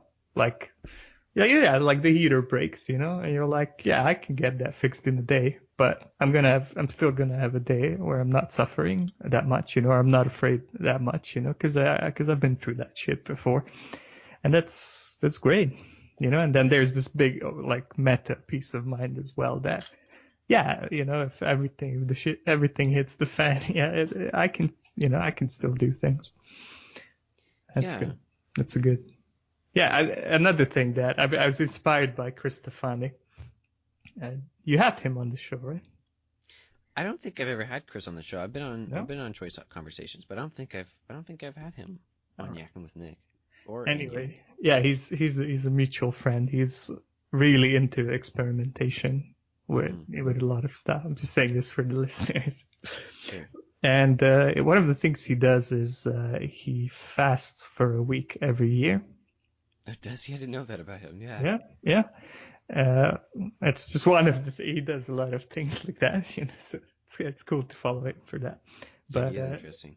I was inspired by that, and I did that too. I did that for 6 days, and like that's another thing where it's you don't have to be that very extreme, like put yourself in extreme circumstances to do it. Just don't eat. It's really Right. simple. So I did a 6 day fast, uh, Okay. and that that had an impact. Like I'll just say this before I give this out as advice. Do some research. Get Mm-hmm. vitamins, etc. Like don't.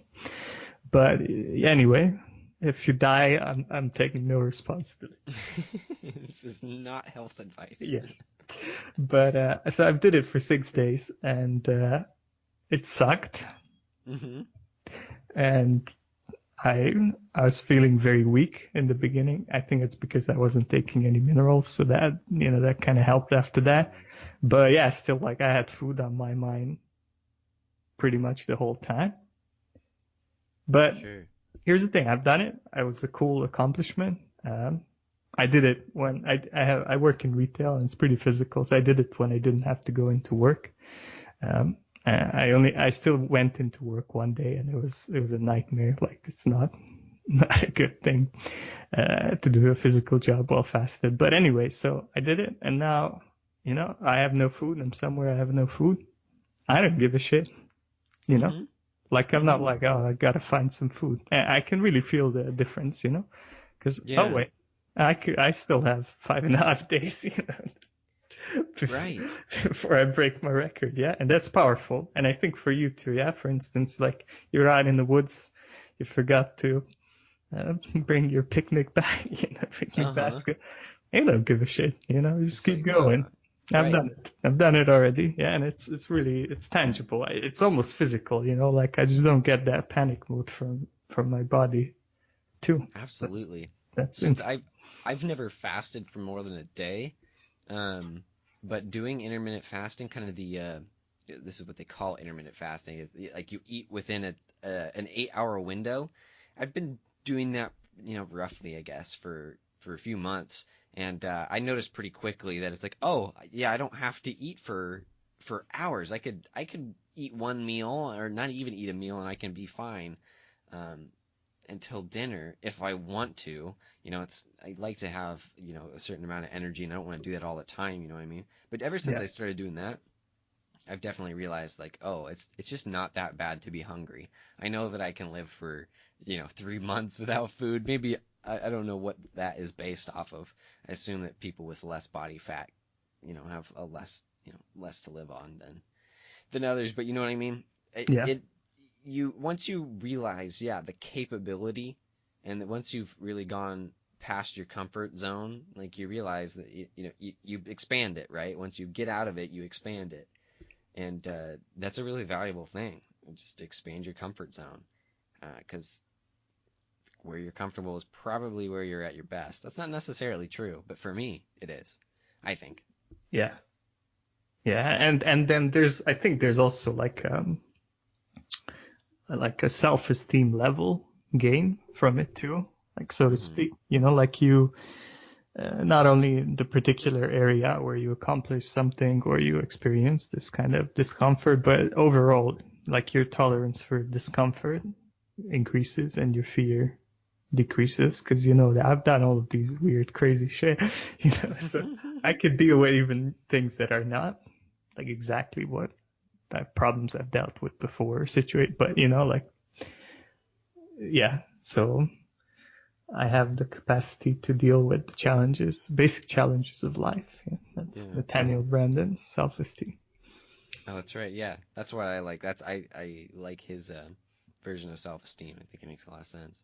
Yeah. Um, Maybe, you one know I what, but maybe it Go ahead. reduces the end worthy of happiness part. Yeah. I'm just joking. I don't deserve to eat anymore. It's just a human frailty thing.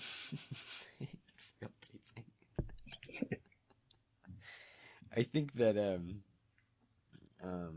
what was I gonna say? I had something I thought was good. It didn't. It was right before self-esteem. I'm sorry. That's fine. I jumped on you, so I needed to deliver Thanks. that gold joke. So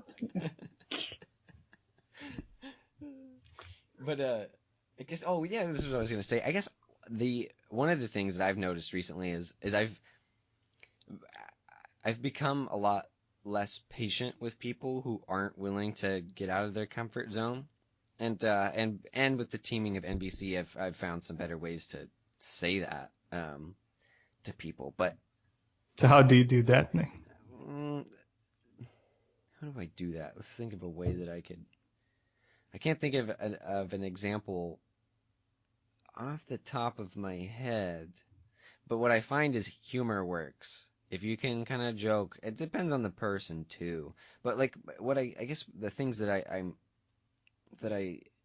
get up that I'm just impatient about is the people who are scared of things. Like people who are picky with food. Just upsets me because I like making food and I like using ingredients that are not processed. So most people in America aren't really that into my fresh food. Um, and I just get I man I was like what it just peeves me when somebody says something stupid like they think my milk is like the milk that we make is dirtier than what they would get in the store, and I'm like, what are you talking about? Well, this is kind of, I guess this is a different example that I'm thinking of, but our milk that we milk our goats from, we test it every month, and we get way less of a bacteria count than the stuff you get in the store. So our Hmm. raw milk has less bacteria and, than the pasteurized milk that you can get at Safeway. So anyway, Right. I guess that like my thing is like you're scared of getting out of your comfort zone, trying some new kind of food, and like I try to find a way to get like I make pickles too. This has been one that people don't want to try my pickles because they're not heated, they're not pressure canned. Wow. Um, I'm just man. right? Some people are I like, just no want to say, way. man, like we were talking culture and stuff like that in the beginning. Man, I grew up drinking, like I was drinking raw milk every fucking day, you know. Right? Yeah, we just had a guy, you know, in the village nearby, and he would just bring it. Yeah, that's how everybody used to Yeah, be. and pickles, everybody made them. So yeah, that was, Yeah. you know, that's Eastern Europe. Still true, although probably decreasing. But yeah, so Sure. like now it's like the, it's like the, well, I can't eat this pickle, you know. right? Like this is the way it's been made for thousands of years. Many people have eaten these pickles before you, many of your ancestors. So I don't know. Like those are one of like that's my main thing is people who aren't willing to step out of their comfort zone, mainly with food, because you pretty much know with food that like if you do at least a moderate amount of research, like I have, like you know what to avoid. There's certain things that'll make you feel this way, but and then there's certain foods that you don't. We don't eat stuff that'll kill most people, right? Like you pretty much know if you're allergic to something. Um, but yeah, I don't know. That's one of my main things. And I guess the way that I try to do that is I try to find a nice way of explaining, well, listen, our milk is actually cleaner than the stuff you get in the store. Or my pickles, this is how it works. And it doesn't always work. Like, I don't know. It's hard to sometimes get there. And most of the time my strategy is, it's just like, oh, hell, more for me. But, yeah, I don't, maybe I haven't found as many, ways to call people out in a nice way. I can think of ways that I've done it in a not so nice way. Me and my buddies have we call each other Clarence. if you're not willing to step up and and be brave or do something that would be challenging, then your name's Clarence.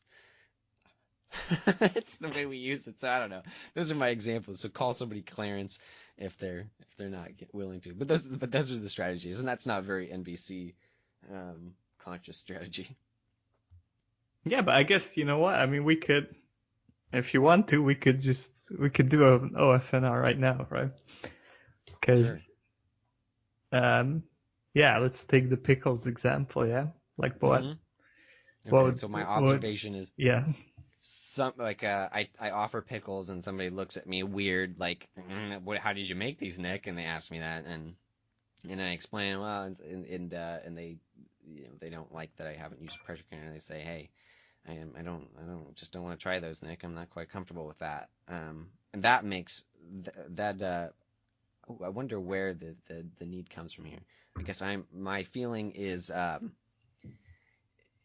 it might be annoyance or it's frustration, I Hmm. guess, but I'm just kind of just annoyed, I guess would be the word. Like I think like vanilla NVC would, like Rosenberg would throw those back at you if because it'd say that's that's still not accurate judgment enough. of no, there's still yeah, there's still about the other person, you know, Oh, I see.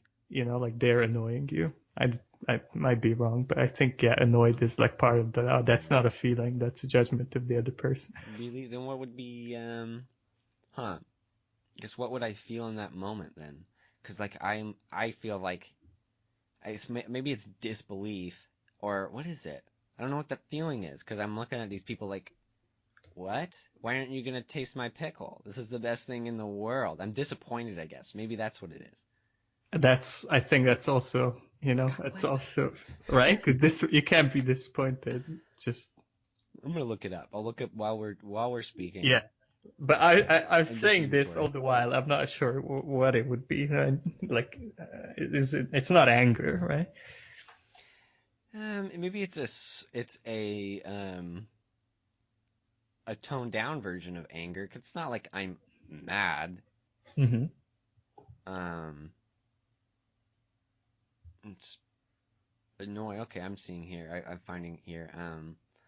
Annoyed is a big category, so they don't really want you to use annoyed. You're right. So I guess aggravated, dismayed, disgruntled, exasperated, frustrated, impatient, Oh, irritated is oh, okay. so frustrated's in there. All right.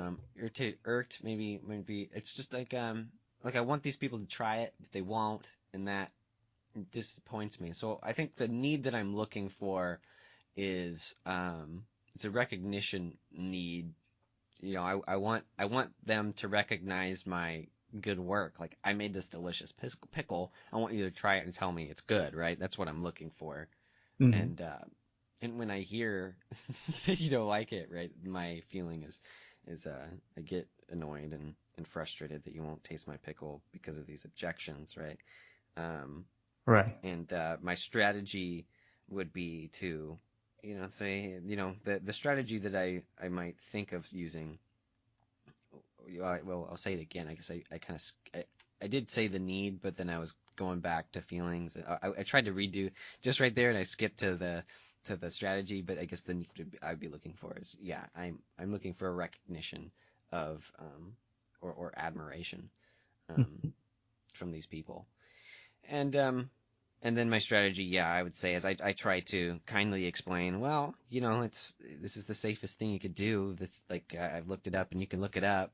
No bacteria can survive in a 1% or 2% solution of salt except this lactobacillus bacteria, and that's what the pickling agent is. So, Right. that's and does that work all the time? No, it just doesn't. And that's part of the thing too, is I have to realize that. So it's kind of a visibility thing, right? I mean, Yeah. that's so like you want, yeah. So, um, yeah, you want, yeah. I guess it's kind of a big when you don't get visibility needs met is when someone reacts in a surprising way, like in an unexpected way. Like you're like, oh, I'm like giving you a gift, for example, yeah. Yeah. And like you'd expect like gratitude or whatever, or admiration, and then you get like the opposite, like distrust, and it's like not in line with what you were expecting Mhm. and how you think of yourself, like you expected to get it back reflected back to you, right? That you're like a cool artisan dude, and it's like you're like this poisoner, Yeah. crazy person, dude. Cooking up weird concoctions. Yeah. Yeah. But you know what that kind of thinking about it, yeah, what that would tell me is that like you don't necessarily want them to eat it. Mhm. You just want them to recognize that, yeah, you're not, like you're a trustworthy person, Right. you know. Yeah. So if they said Yeah. something like, "Hey Nick, I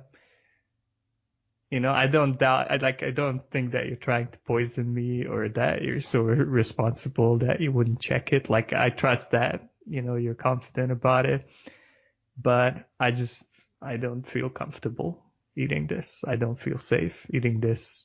Like I could do it, but it wouldn't be like a great experience for me right now. Sure. And maybe it will change, but like I think so. I think if would somebody that told me do that, it? I think that at least my reaction doesn't feel the same, but this isn't exactly the same context, but um I think that would appreciate that more than not, and the weird skeptical look like, fuck you, dude.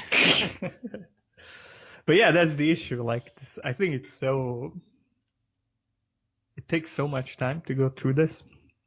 There's Mhm. so much focus. Like that's kind of a problem with NVC. Because now you can be more chill. I think you can be like, yeah, they're, because if you look like, let's reverse it. Yeah, their side, I think it's like a safety need, right? They want to protect themselves. Yeah, probably. That would be my guess. And yeah, they just want to protect themselves.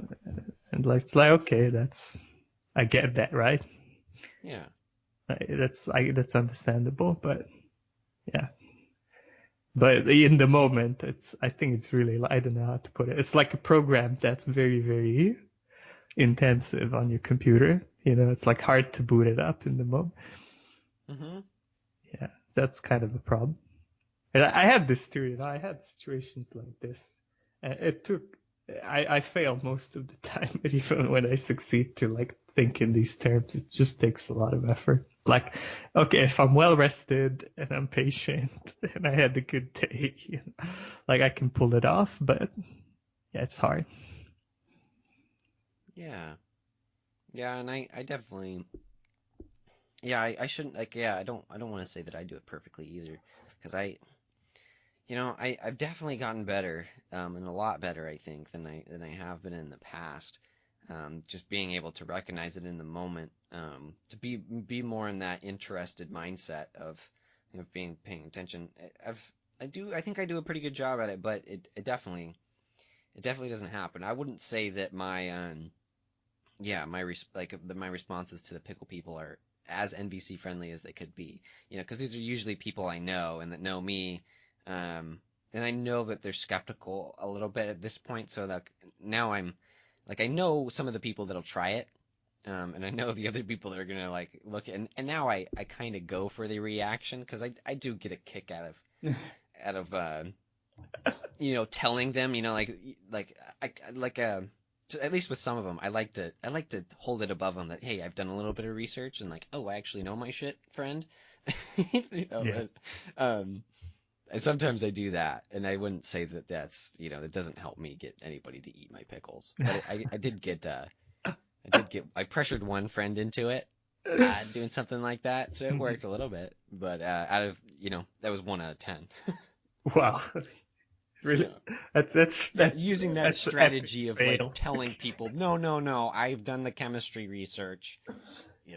They didn't really like to hear that. But these are all skeptical people, and I knew that I was, fighting an uphill battle there. Just yeah, 1 out of 10. Yeah. Yeah, man. I mean, you know what, you need Eastern European friends. Like I know. that's the I FDR solution. I mean, they probably don't like Eastern Europeans now, but like insofar as someone's not playing along, you gotta end that relationship and yeah. find You don't virtuous like my people. pickles? They're We can't be irrational. friends. Here's the truth. They're irrational and they're not gonna change, Nick. So Yeah. you I've gotta never liked pickles. you gotta find new friends. Yeah, I have to say on that point, I thought about, like, especially with friends and not so much my family. I've thought about the people and how I felt like what I was getting out of my relationship with them. I'd say some within the recent past, I've definitely had feelings of, I'm not getting anything out of this, Hmm. and and I should try to change that. But I think instead of like, I haven't cut it. There's like only maybe a few people that I've been like, I'm not gonna deal with you because I just can't. You're sucking away my serenity.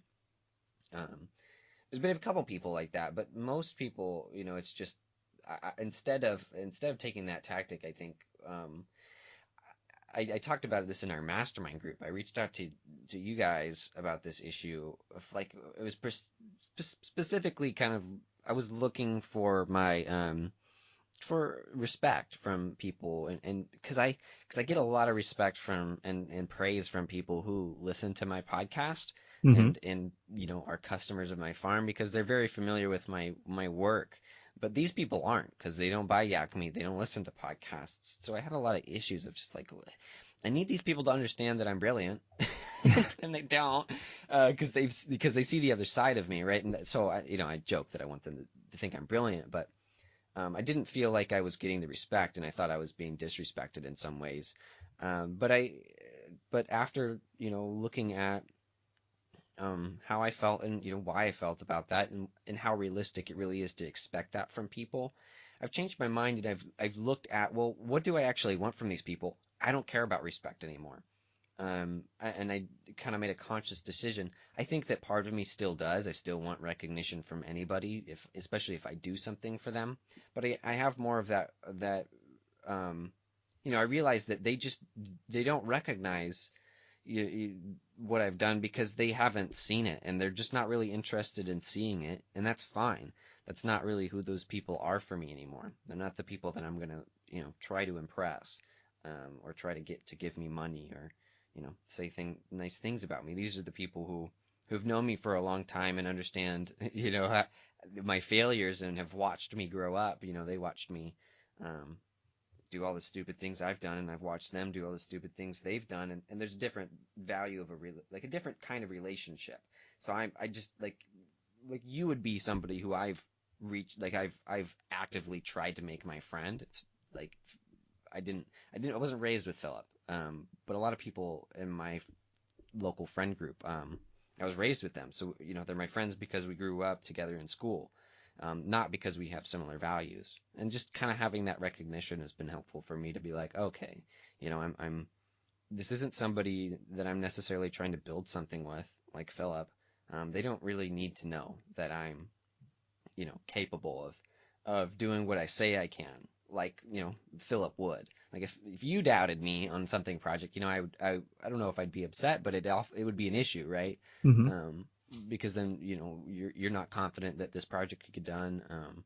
And so but I don't need that from that friend group. So you get what I mean? Like I did the assessment of, well, how do I feel? What are the needs that I'm looking for? Um, and what can I do about it? And my strategy has been, well, meet that need with other people. Yeah, man. I have like three different threads. I just That's want to just a go lot of stuff. down on, yeah, like just based on what you said. I guess I'll try to go through them. So, first of all, I want to say, man, I had that experience a lot too, and I think it's yeah. Here's the thing. Something I noticed recently is that I generally found that when I look at people's work that they put serious effort into, like even if it's not, I don't know, like objectively great, yeah. Hmm. Like my respect, just my admiration, just goes up, you know. Right. And that to me, that's very interesting. I had people who I'm like, I don't like this person very much. I don't, I don't admire them in any kind of way. Yeah? And then I see a piece of work that they've done, like not just the usual conversations that we have, but something where they applied like conscious, focused effort, and I see that effort in that piece of work. Yeah.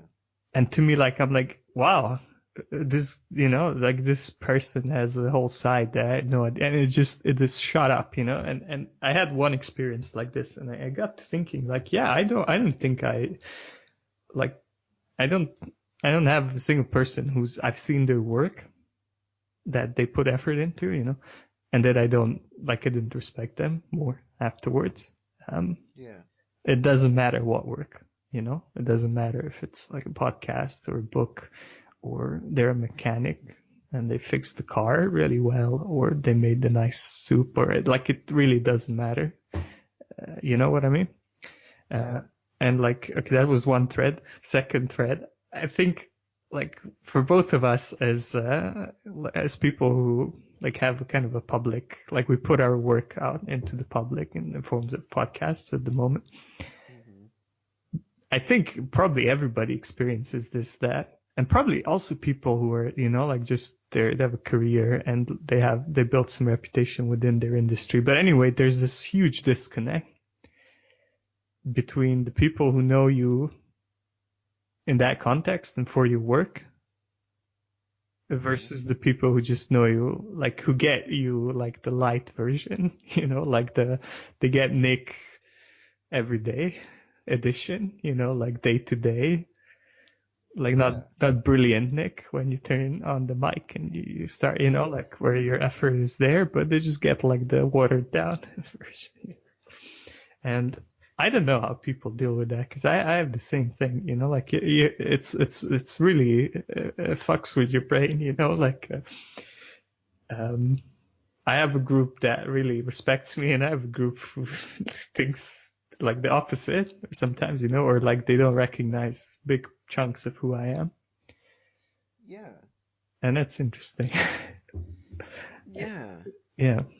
Yeah. Like there's people like I know how, what Philip has. Like, I know what you've done in terms, like, because we track each other, right? You and I especially know the work that we put in because we report back every week. But yeah, that's interesting. And I bet, like, being in the public eye, it gives you a part of the reason why we do this is because we are looking for that extra attention, right? Yeah. And there's reasons for it, I think. Like, part of it is intention. Attention is just intrinsically fun. Like, I just think it's fun to be the center of attention. I like people to be interested in me. But also it's because, I'm trying to, like, if there's something I'm trying to do with my work, it's not just for the attention.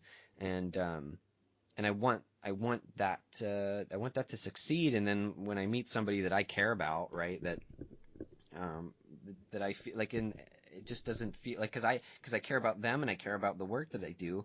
I care about this podcast. And then, like, my kind of thought is, well, if you like care about me, but you don't care about my podcast, then you don't really care about me because this podcast is me. Hmm. And I've kind of, I don't feel that way because I'm like, well, the thing is some people don't like podcasts.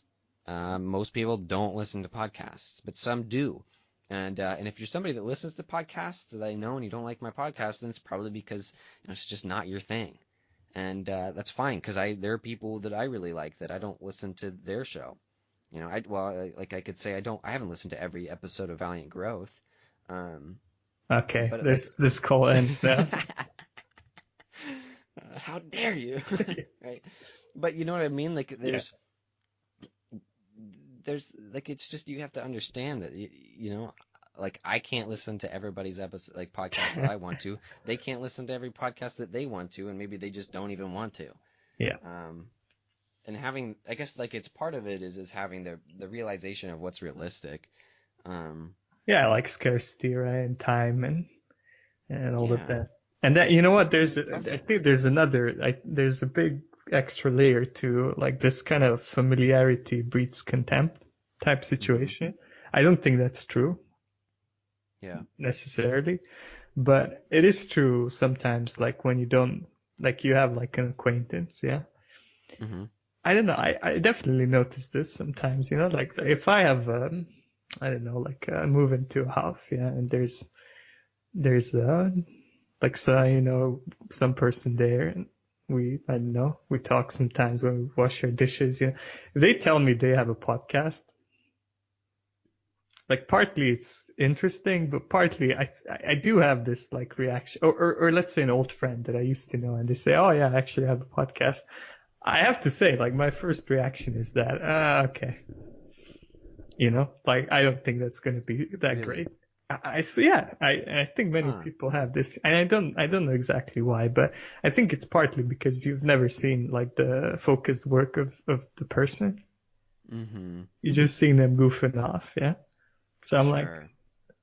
there's not the A game, and every single time, man, when something like this happens, and I look at it, I'm like, wow, it exceeds my expectations every single time. But I think there's an effect like that going on as well with people.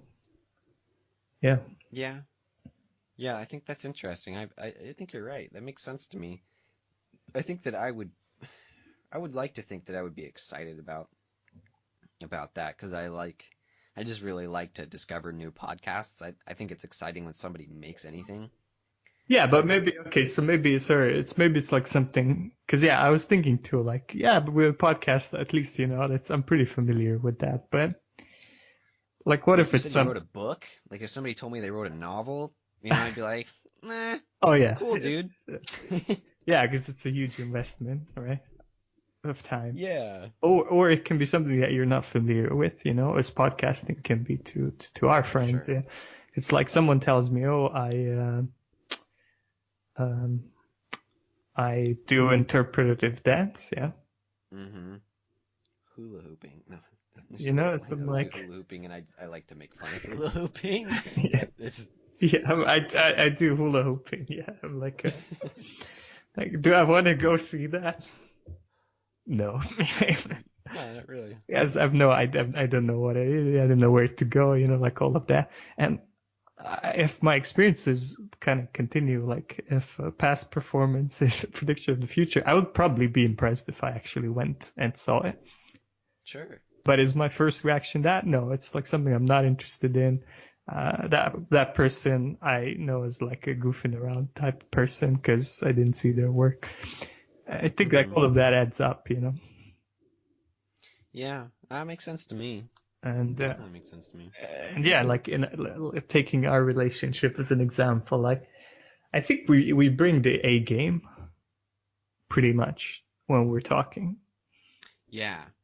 Like yeah, I could bring the A game, but I don't know. It's like I have friends that I live with. I often like behaved in ways I wouldn't behave on a Skype call, and I don't know what makes the difference. I think it's just sometimes you have less resources. You're tired, whatever. With you, Sure. I'd just cancel the call, but with them, sometimes you just got to deal with something, and then it's not your best performance, and it's not their best performance, and it just takes down what you think Right. of the other person, you know? And plus, the other thing is with, like, we are very clear what we're cooperating, and there's not much at stake, but like sometimes you get in like conflict type situations, and then that's, you know, that erodes it as well. Whereas, for instance, in our case, like we don't have, like, yeah, we have better systems at dealing with it, but also we face much Yeah. less challenge. Right? Yeah. Yeah. I think that that helps a lot with like because I've noticed that I can it's real easy for me to be thinking about stoicism and NVC while I'm on a podcast because that's where I got familiar with it. But when I threw myself into my regular environments, um, I had a really hard time learning how to use those techniques because it's a lot easier when you're typing and you Oh have yeah, time to think, and yeah, it's a lot easier when you're just in that context. Um, yeah. And the other person knows the language and the idea, you know, and it's all smooth sailing. But yeah, I think that there's a bit of a danger with that, like for public personalities, because you can get this sense of I did get this sense, you know, like hey, all my American Skype friends are so cool, yeah. hmm So like there's this chosen people group that I found online, you know, Yeah. but like in person ones, they don't compare, and you can get this like, oh, okay, I gotta end these relation or whatever, you know. Yeah. But you gotta recognize that just the context is different, and you know, like if you were to live with those people or whatever, who knows, you know, like it wouldn't be so smooth sailing. Um, you know what? The third thread that I wanted to say is that um, this is an idea probably from many places, but one is like how I found freedom in an unfree world, the book by hmm Harry Brown, yeah. hmm And he has this idea like do find what works with someone and stick to that. Like not every hmm relationship has to be everything. I think that's great. You know, I think to me that's like the best answer to this. And it sounds to me like that's what you're doing too. Yeah. Like, yeah, I can Yeah. get this need met of, you know, like visibility. Is there something else that we can still do together that makes sense? And if there is, cool. And if there isn't, that's cool. But yeah. Yeah, I think that there's somewhat of an idea of trying to find that perfect person. It's the like kind of I don't know, maybe it comes from the idea of true love, Mm-hmm. but um I kind of think it's unrealistic, at least in my limited experiences. I've never found somebody who I'm I entirely think it's satisfied with. insane, man. It's I don't know. Absolutely. Yeah. And and so like I recognize that, like that yeah, every relation, you're right. Every relationship has a purpose and a it has value and you just really like at least I really just want to be I just want to know what that value is and make sure it's worth it. Um and it doesn't like it's just unrealistic to think that you can get along with everybody and I found that as I've made more and more friends that it's been easier and easier because I find some people that are like this is I hang out with these folks if I want to do this, well I hang out with these guys if I want to do that. It's great. Yeah, and that's what I prefer. um like I just don't need the same five people to be, I just don't and I like it that they're not the same. Like Philip Frey has some different things, and then some of my other closer local friends, you know, they don't have the knowledge of um of like internal subconscious things going on. You don't like how to deal with what is this word? I'm thinking like therapeutic techniques, I guess. Mm. Um, they're not familiar with that, but they also have they have the proximity that allows me to, let's like, hey, let's work on this physical project together. Like I can't build something in my yard with you. Yeah. We can do a podcast and we can write, articles and stuff together, but I don't have you there for that, that because there's, and then there's a different there's a different value in being able to do that. You know, there are different projects, of course, but having that face to face, um, it's valuable in a certain way. So you want to have, you want to have all of these balances, and you don't want it to be focused on just one person either, right? Because then once you I don't know. It seems like, yeah, if you spend maybe you can find a way to make it pretty easy, like I've done with my parents. It's become a lot easier, but um, there's definitely some friction that happens when you're really close to somebody, and you and I, we've trained each other, trained ourselves, I guess, to be more. I'm going off of where I wanted to go. Um, I don't really remember what it was, but basically what I'm saying is, yeah, you don't want to have just one person, and you don't want to have just all the same people. Um, it's nice to have diversity, and not in just in terms of, ideologies, like, but also in terms of just how people are, like their personalities. It's nice to have somebody that maybe is a little bit more encouraging, and then somebody that's more skeptical. You know? Yeah. Yeah, man. I agree 100%. And I would say we were talking about we were talking about freedom in radio. That's Hmm. actually that's for me like that experience clarified this stuff a lot for me because my impression, or at least how I what I got out of that was like the philosophy or the approach was um, find the perfect person. Like it wasn't stated explicitly as that, but wherever there would be a problem, the focus would be on, okay, let's look into the history of this person and figure out if they're virtuous or not, or let's look at their behavior. And like the goal was, oh, okay, are they actually good enough to be in a relationship with you? Mm-hmm. Like for instance, oh, they don't want to eat your pickles after you've told them these, arguments. Yeah, you used reason and evidence and they didn't respond to it. Not virtuous, move on. Yeah. And this, and I don't think it's unique for that community, but yeah, this like guaranteed failure. And a lot of the dynamics, like in those groups, is this is what it happens. Like people, um, like they cut off all their relationship, step one, Mm-hmm. like or over time. I mean, that doesn't you don't listen to an episode, but you get what I mean. And then they're like, but there is this group which is the FDR listeners that they're the most virtuous, and like it's gonna work with them because they're virtuous. Yeah, it's you don't need basically yeah you found the right people. Yeah, Mm-hmm. and then that doesn't work. Because nobody's perfect, and plus you have no tools of like dealing with anything because that's not focused upon like how do you make a relationship work. No, it's like you got to find the right person, and I guess you got to become the right person, which is there's some value in that. But Mm-hmm. and then like what's the end result? Like really many, the deeper you were in that community, the worse your I think relationships were. It's always this like cycle of it's like love, yeah, like kind of standard love, standard strategy, yeah, like this idealization, like oh you're so happy you found someone who listens to the same thing or has the same political views or whatever, or Mm-hmm. likes it doesn't matter, yeah, like when you're a teenager it's like they like the same music, that's like the Right. ultimate.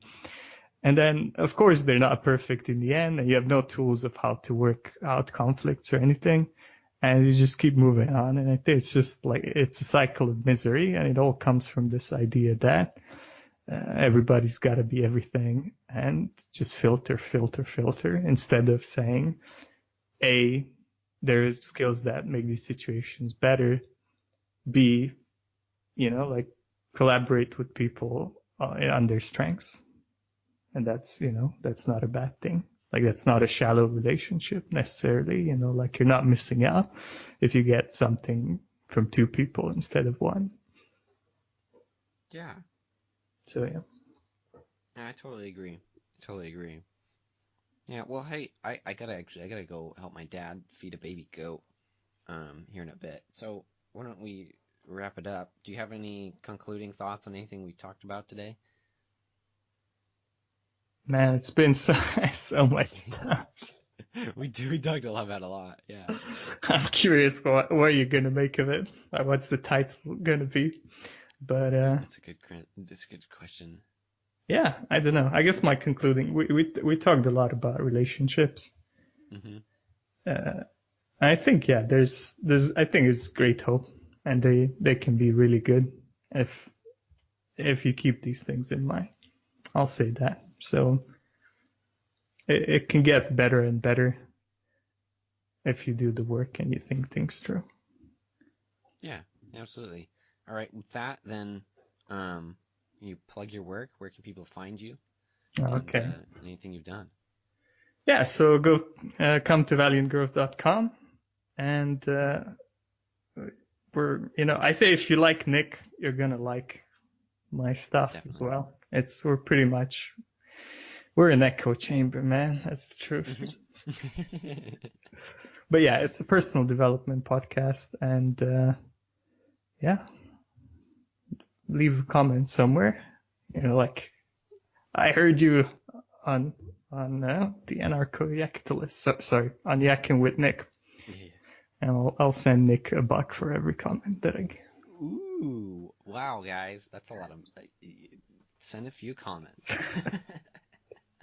I really Um, want to motivate you extrinsically. yeah. Um, so yeah, I'll throw that in the show notes, and I'll try to link some stuff that Philip and I have done. And yeah, I appreciate you coming on. Hey Nick, you know what? What is Sure. there an episode that you liked? I guess that would be, like your recommendation is worth more than mine. Oh, Valiant Growth. Oh, I can't remember the number, but this is the first one that popped into my mind. And maybe it was because we're talking about relationships. But you had a really good episode on relationships that really helped me think about these ideas, and I just don't remember what episode it was. I think it's 16, but I'm not sure. I think it was in the teens. It was 16 or 18. And Either way. what was the idea? Title. It was about um ooh, I feel like it was about structuring a relationship, or maybe looking at I think it was specifically looking at what do you want out of a relationship. I feel like that was it. But maybe I'm thinking, yeah, I just don't remember. I think it was about the romantic relationships specifically. Okay. Well, you know what? Put the link in the show notes, man. Yeah, I'll find it. Yeah. And I don't remember all of my episodes. And yeah, 16 another one was 16 is a part of the series called Core Principles of Relationships. okay. Yeah. I don't agree with all of that stuff anymore because it was a year and a half Sure. ago, but yeah. Yeah. Another one is don't be sexy. That's a good one that you Oh, did. you like that? Talking, yeah, because I'm this is just my like we're very similar in that I don't like to dress fancy. I don't like to show off with my clothing. Okay, if somebody wants to listen to that, that's valiantgrowth.com/25. Okay, There we go. awesome, cool. All right, well, thank you again, Philip, and Yeah, thanks a I'll lot, have Nick. you on in the future. Probably, my guess is you'll be a fairly recurring guest. That's not the right word. Fairly recurring, but I we'll recur have you with on a great few times. fairness. I hope you enjoyed that talk with Philip Frey. I really think it's important to think about your past and the way you communicate with people, your relationships, because what matters is your experience, and the things that most heavily influence your experience are the people around you and your past. The things that happen to you, and often the things that happen to you are humans. They're people in your life, because we're social animals, and that's the way it works. So I think that yeah, it's really good to be aware of how that's influenced you, and um, I think that's where Philip and I come from, and that in our line of self development work is we're trying to figure out in ourselves why are we the way we are, and use how can we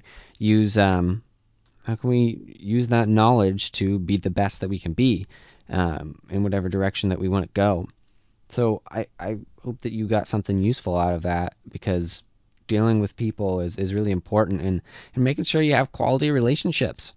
Um, not it's not just about romance. It's about everybody. You want to make each interaction with every person you can as best as you can make it. Why not? Why not? Because it takes too much effort. Maybe that's a good reason. I don't know. I don't think so. If your name's Clarence, but no, I think that it's good to be able to look at that. So I hope that you got some interesting things. Nonviolent communication is useful. There are other methods too. If you don't like that, it's worth it just to think about. The OFNR thing is kind of just obvious. You look at, well, this happened, so I feel that, and why do I feel that? Because I want this and I'm not getting it, or whatever. It's good to remember that, and to remember that people are just people. Maybe you have a philosophical disagreement with that, but I don't know. So with that, guys, I hope you enjoyed that, and I hope you got something useful. If you'd like to check out Philip's work, please do. I will link stuff in the show notes, so check those out. And yeah, I think that's it for you guys. Also, because people asked, because I didn't post I was on Thaddeus Russell's unregistered podcast, and it was pretty exciting. I was very honored that Thaddeus was interested in talking to me. So he came out to the farm, and we did an interview. I won't post it up on this feed probably, but you can find it at unregistered. And I think it's ThaddeusRussell.com, but I'll post a link in the show notes as well. So check that out. And let me know what you think. This is Yakkin with Nick, so hit me back, and check out the feedback group, Yakkin with Nick feedback group on Facebook, and the link to that will also be there. So talk to you later, folks. Bye.